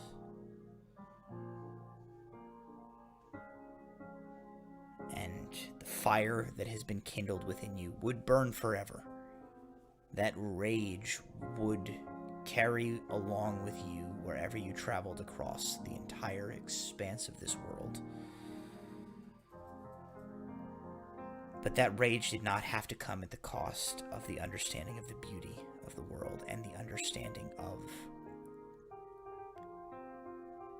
what it means to carry those you have loved and those you have cared about in your heart. You, Ozrius, have spent these years alone to learn this lesson. You can be so angry. You can be so broken.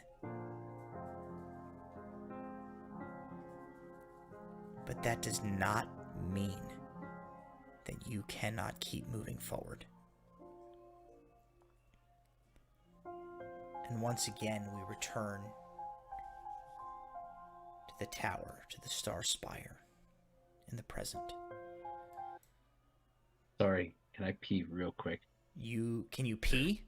Yes. I suppose. I know. I've been here the whole time. I feel like there's nowhere to go. We're about 15 minutes from the end. You can pee if, I know. if you need I know. to. I've been holding it the whole time. Hold it. I'm sorry. Let's do. What a fucking perfect example of D&D. Oh man! All right, everybody, stick with us for a break. We go to our mid-roll ads. Well, everybody pees. We'll be right back, everybody, before we return one last time to the present.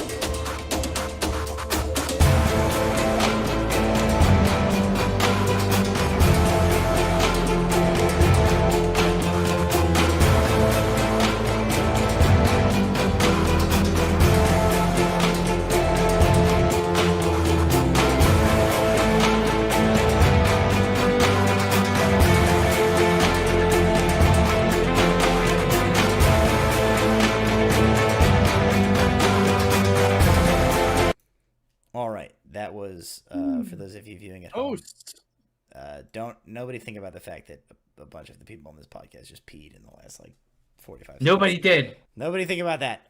No. We return for one last visit.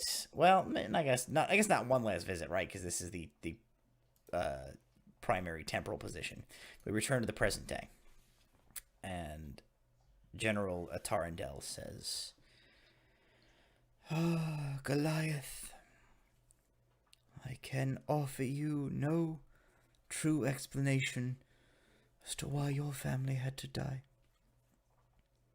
They died because the Emperor decreed that it must happen, and my life was forever changed because of it. I had you brought here because I admit I was somewhat curious. Curious to know how, after all of these years, a single Goliath of Medrokia survived. Bit of a black spot on my reputation, I would say. My first mission, the task that has propelled me to this, has not truly been complete. And also, in a way, I was as curious as you are as to why Why your clan? All of these years, and I have no idea what made your people of any significance. As far as I have been able to determine, the Madrokia were nothing. Their time on this planet was nothing, and their passing was not marked by the notice of a single person. Here and gone, no difference made, and yet the Emperor decreed it. I thought perhaps I might glean some insight from you, Goliath, but I find I am disappointed.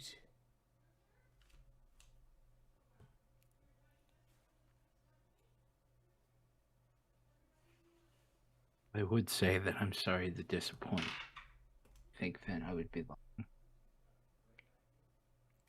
But then we have a situation. I'm still here, and you still there. Indeed, indeed. So at this point, I will point out that I got so invested in everybody's roleplay that I fully forgot to have you make your rolls for like escape stuff during these interludes. So what we're gonna do, we're just gonna take that whole thing and we're gonna throw it in the dumpster where it inevitably belonged. And I am just gonna say at this point, you're like, what are you doing? Like, the conversation has clearly reached a termination between you and this general. What is the play? I have an idea. Okay. Just an idea. Hit me with it. You said that there is an opening behind me, right?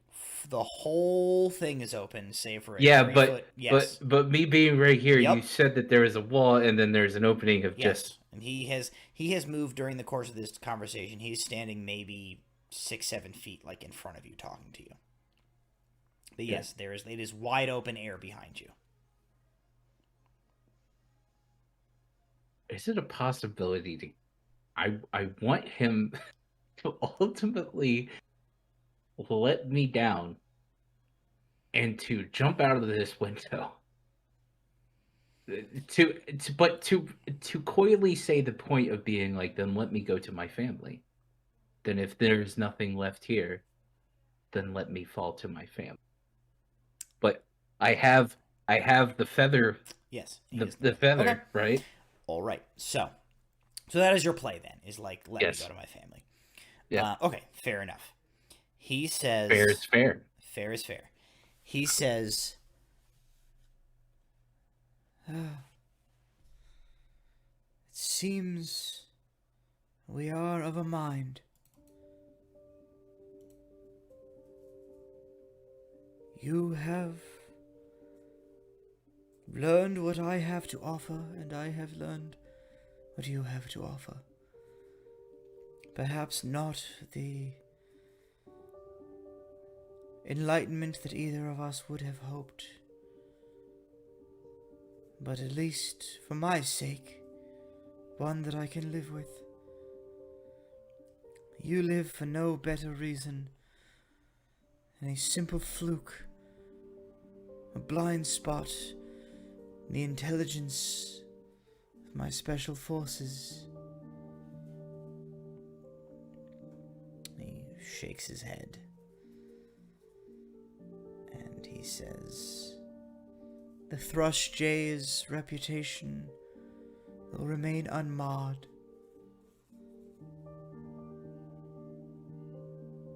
With your end, their mission will be retroactively completed.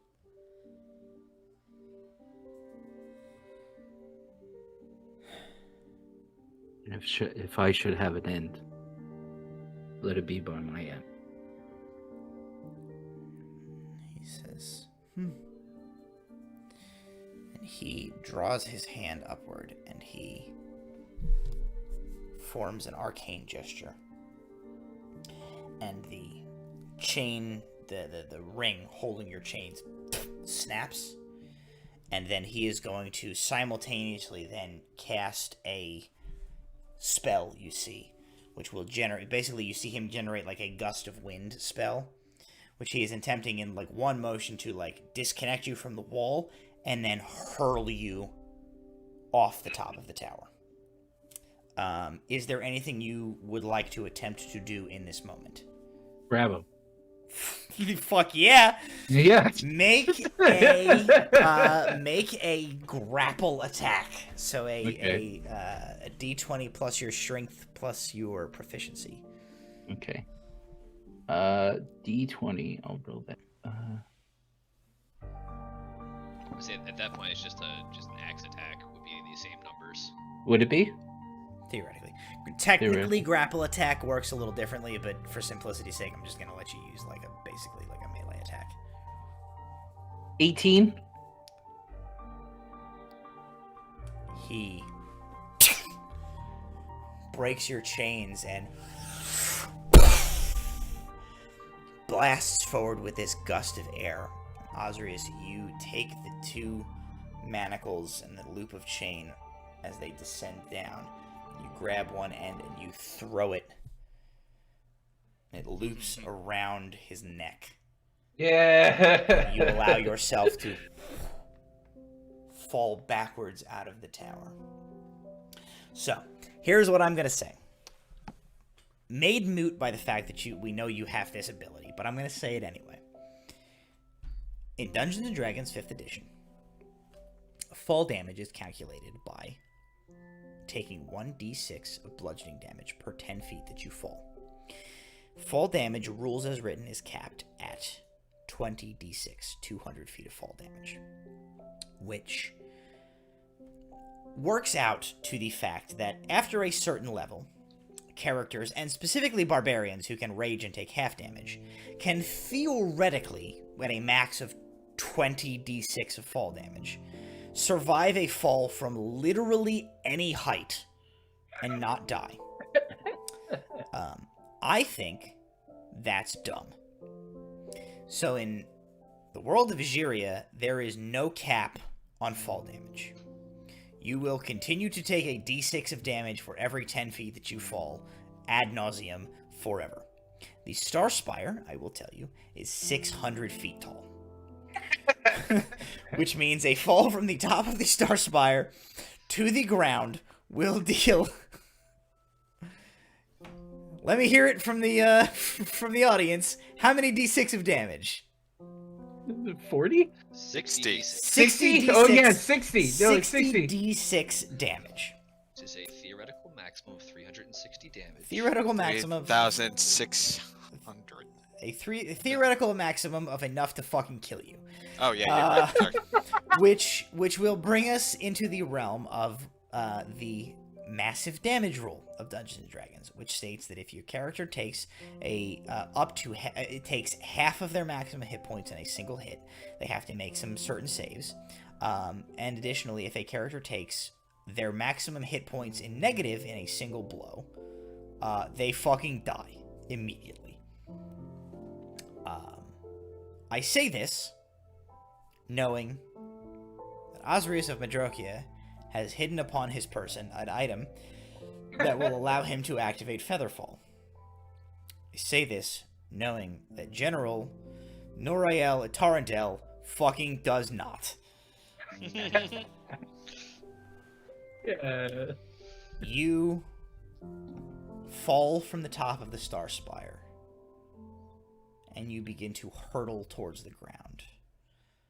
The chain around your wrists, having dragged the general with you, begins to fall. He quickly separates from you by the forces of velocity separating the two of you. He begins to fall, and you hear him screaming on his way down.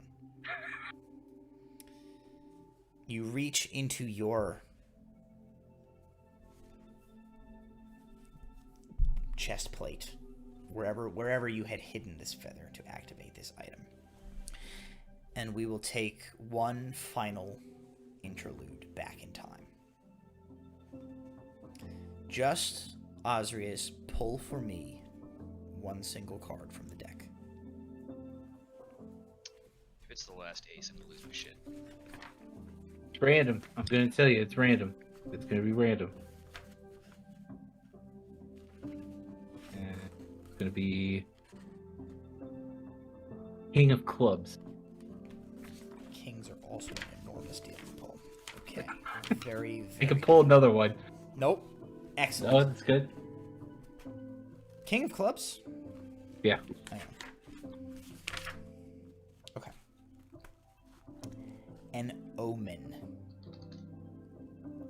A dire one. What is it? Where have you seen it before?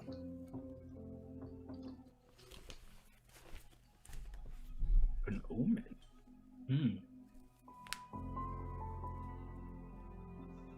I would say it's an animal. Okay. A known bigger animal that doesn't show its face in the mountainside as often. Only to I would say maybe this animal only goes to the mountain to die. And it's usually covered in like gouges and scars and bruises, and even this thing has like maybe viscera like on its antlers or something of this sort. Like it seems like these creatures, like this thing, like only comes to the mountain usually to die. Okay. You see this omen. This is, to your people, this is an omen of...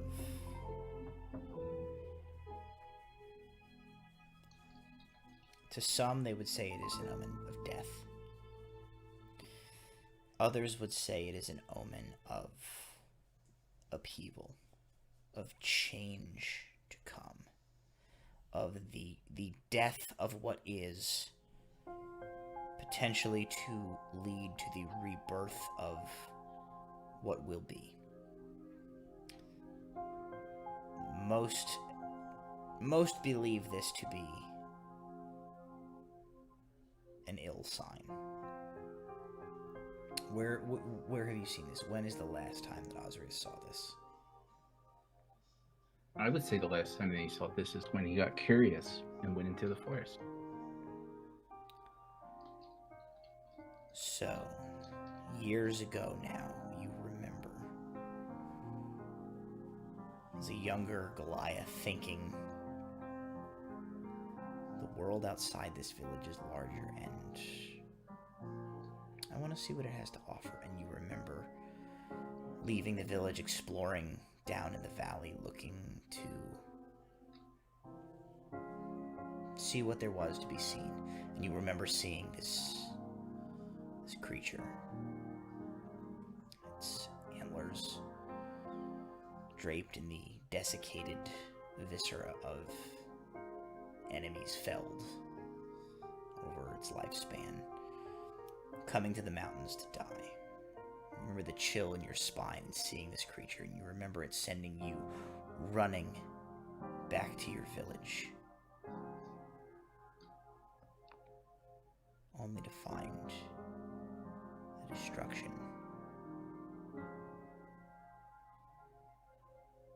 Everyone that you had ever known gone.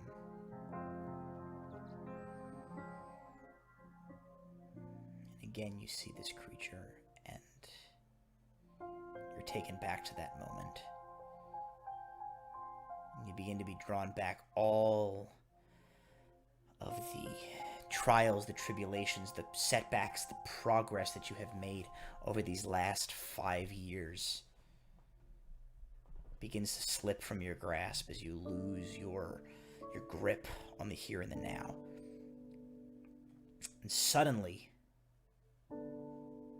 you are snapped back to the present by a wrinkled, shriveled little hand placed on your forearm. You turn, And you look and you see there is the oldest ass man that you have ever seen. Hunched by age, wrinkled, his eyes are blank and milky and blind. His hair and his beard are tangled and knotted and woven with leaves and twigs and mud. He wears well-worn skins covering his torso. He is barefoot, and he carries a gnarled wooden staff. And he says to you,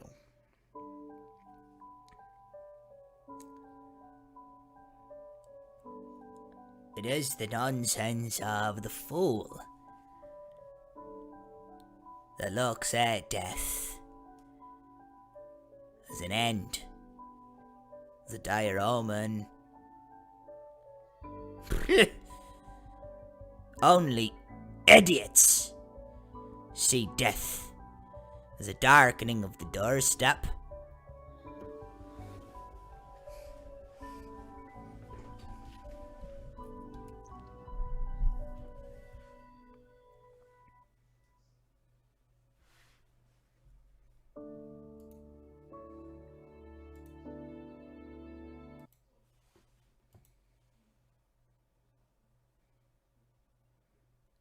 Oh, and he's gone. No.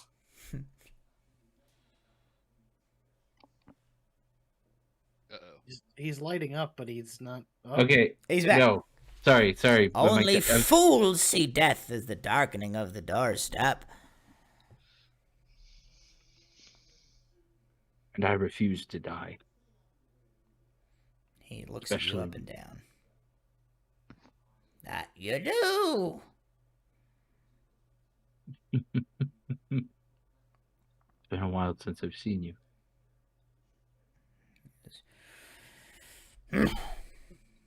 I'm busy. Got a lot going on. Can't be gallivanting about the mountains building a museum all day long. It's a luxury that neither of us share these days. I went from a sort of Irish to a drunk old man. I don't know when it happened, but here we are, boy. I've been along too many years not to do as I please. My accent included. This is this like a vision or is this like a memory going back? This is in the past. This is in the past? Yes, okay. This is from the past. Though as in comparison to the ghosts that you have sort of like been dealt with, this is a solid ass dude who is here with you. And he says, "Death is a part of life.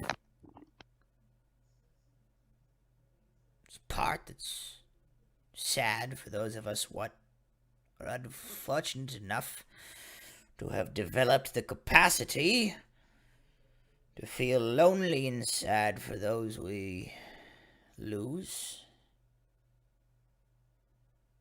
But he like pokes you. He says, ask the other trees in the forest if they're sorry when one falls. Ask the grass if it feels bad when a patch is burned up in a fire. Ask the wildlife if they feel remorse. Part of their population is culled so that others might eat. No!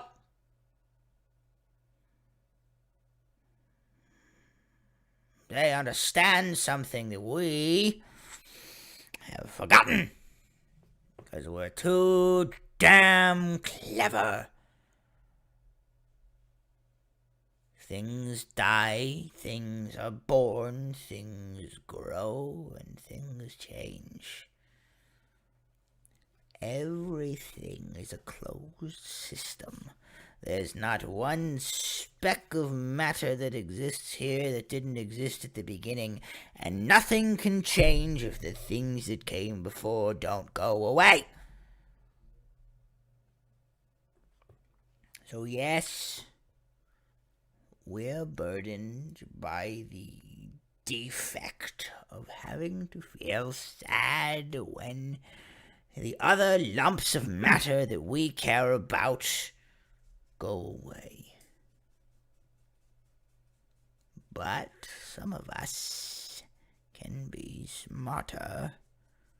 Some of us can remember what the trees know. Everything that goes away comes back again in a new form. Everything is a cycle. You've been up here a long time, Ozrius of Midrogia. I think you've stated your defect quite enough. You've remembered all there is to remember. Now it's time to start learning you some of the knowledge what the nature knows.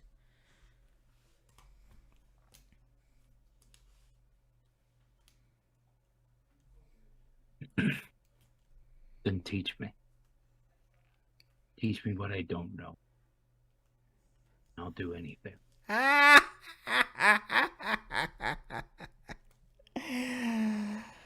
Neither of us have the time for me to teach you what you don't know, and I'm immortal! But I'll teach you what you need to know. Change is coming, Ozrius of Midrogia. The passing has happened. Now, it is time for that which comes next. And this time,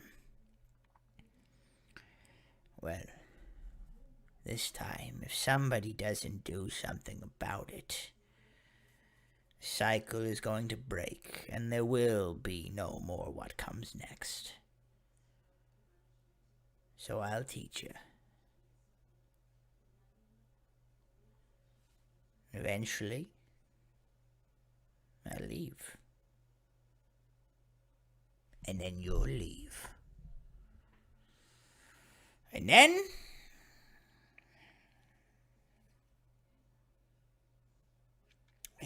I suppose only the trees know. And they're not telling! Let's begin.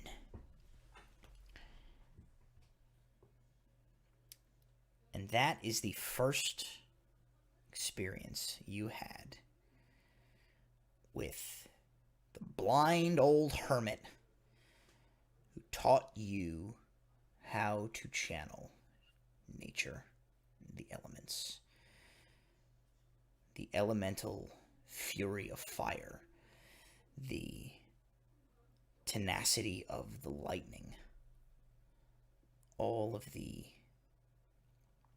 harnessing of nature that you channel to this day from him before he disappeared as suddenly as he arrived.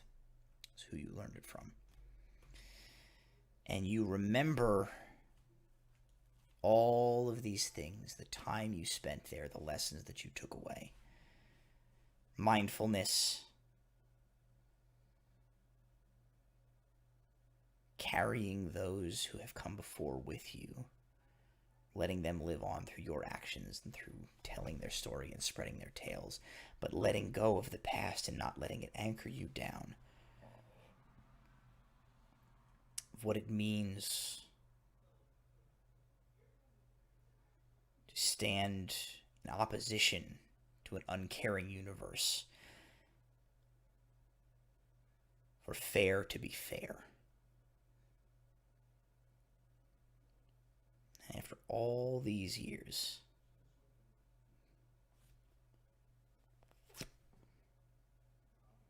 pull the feather from your breastplate. You feel your momentum arrested as you begin to slowly fall to the ground. And General Nurael Tarandel goes from falling alongside you to hurtling away from you towards the ground. And you remember the face, the name, the unfinished business of every single member of the Madrokia clan that you put to rest over your time, isolated on the Giant's Rock. You feel the weight of their ashes around your neck.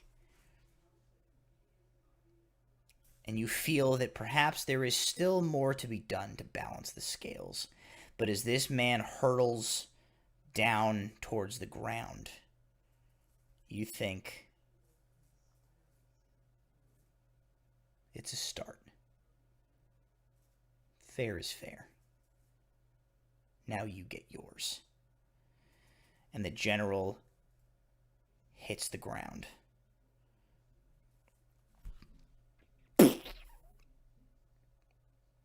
Splatters. And Ozrius, you descend safely the rest of the way. You land on your feet, and without missing a beat, you sprint towards the perimeter of Castle Mifflindae's keep to get the hell out of here and reconvene with your party. And that is where we will end tonight's session. That was really good. Hey, that was fun. Hey. So, before we log off for the night, a special shout out. Here it is, the Lighthouse at the End of the World. This is an RPG, a solo journaling game written by Ken Lowry. You can find the Lighthouse at the End of the World on. Let me refresh my memory on the name of the thing here.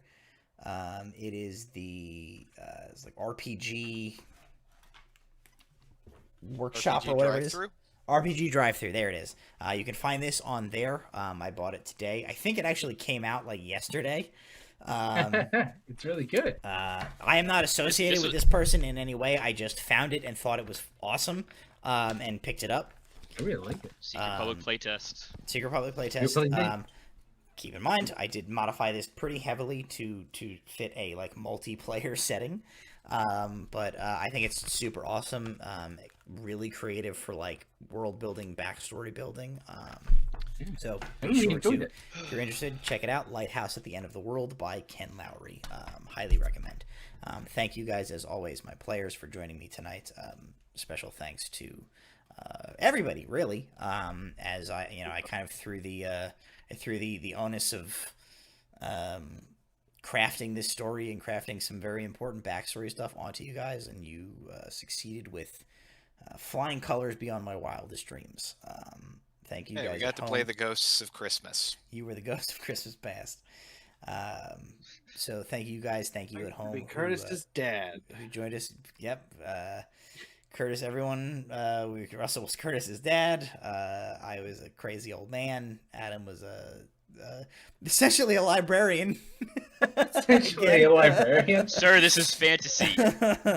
Call me Scroll Keeper. Jason was playing himself. Jason was full of angst, and Brittany was the only one who had like a reasonable head on her shoulders. So I guess really not that different from real life. Congratulations, everyone. Thank you all for joining us. Thank you to our sponsors, Little Drag Corp and Cardboard Castle. Make sure to tune in next Tuesday for what will either be a piratey episode for the Grimm's Folly or an extremely, extremely interesting special episode, which I will not spoil here. But very exciting as we close out Book 2 of the campaign and prepare to move into Book 3. So, I love everybody. I love my players. I love the viewers at home. We love our DM. We love our DM. Tacos. We're just going to say it. Well, thank you. Yeah. I appreciate it. So we will catch you next time, and have a good and safe and happy and healthy week. ahead. Bye.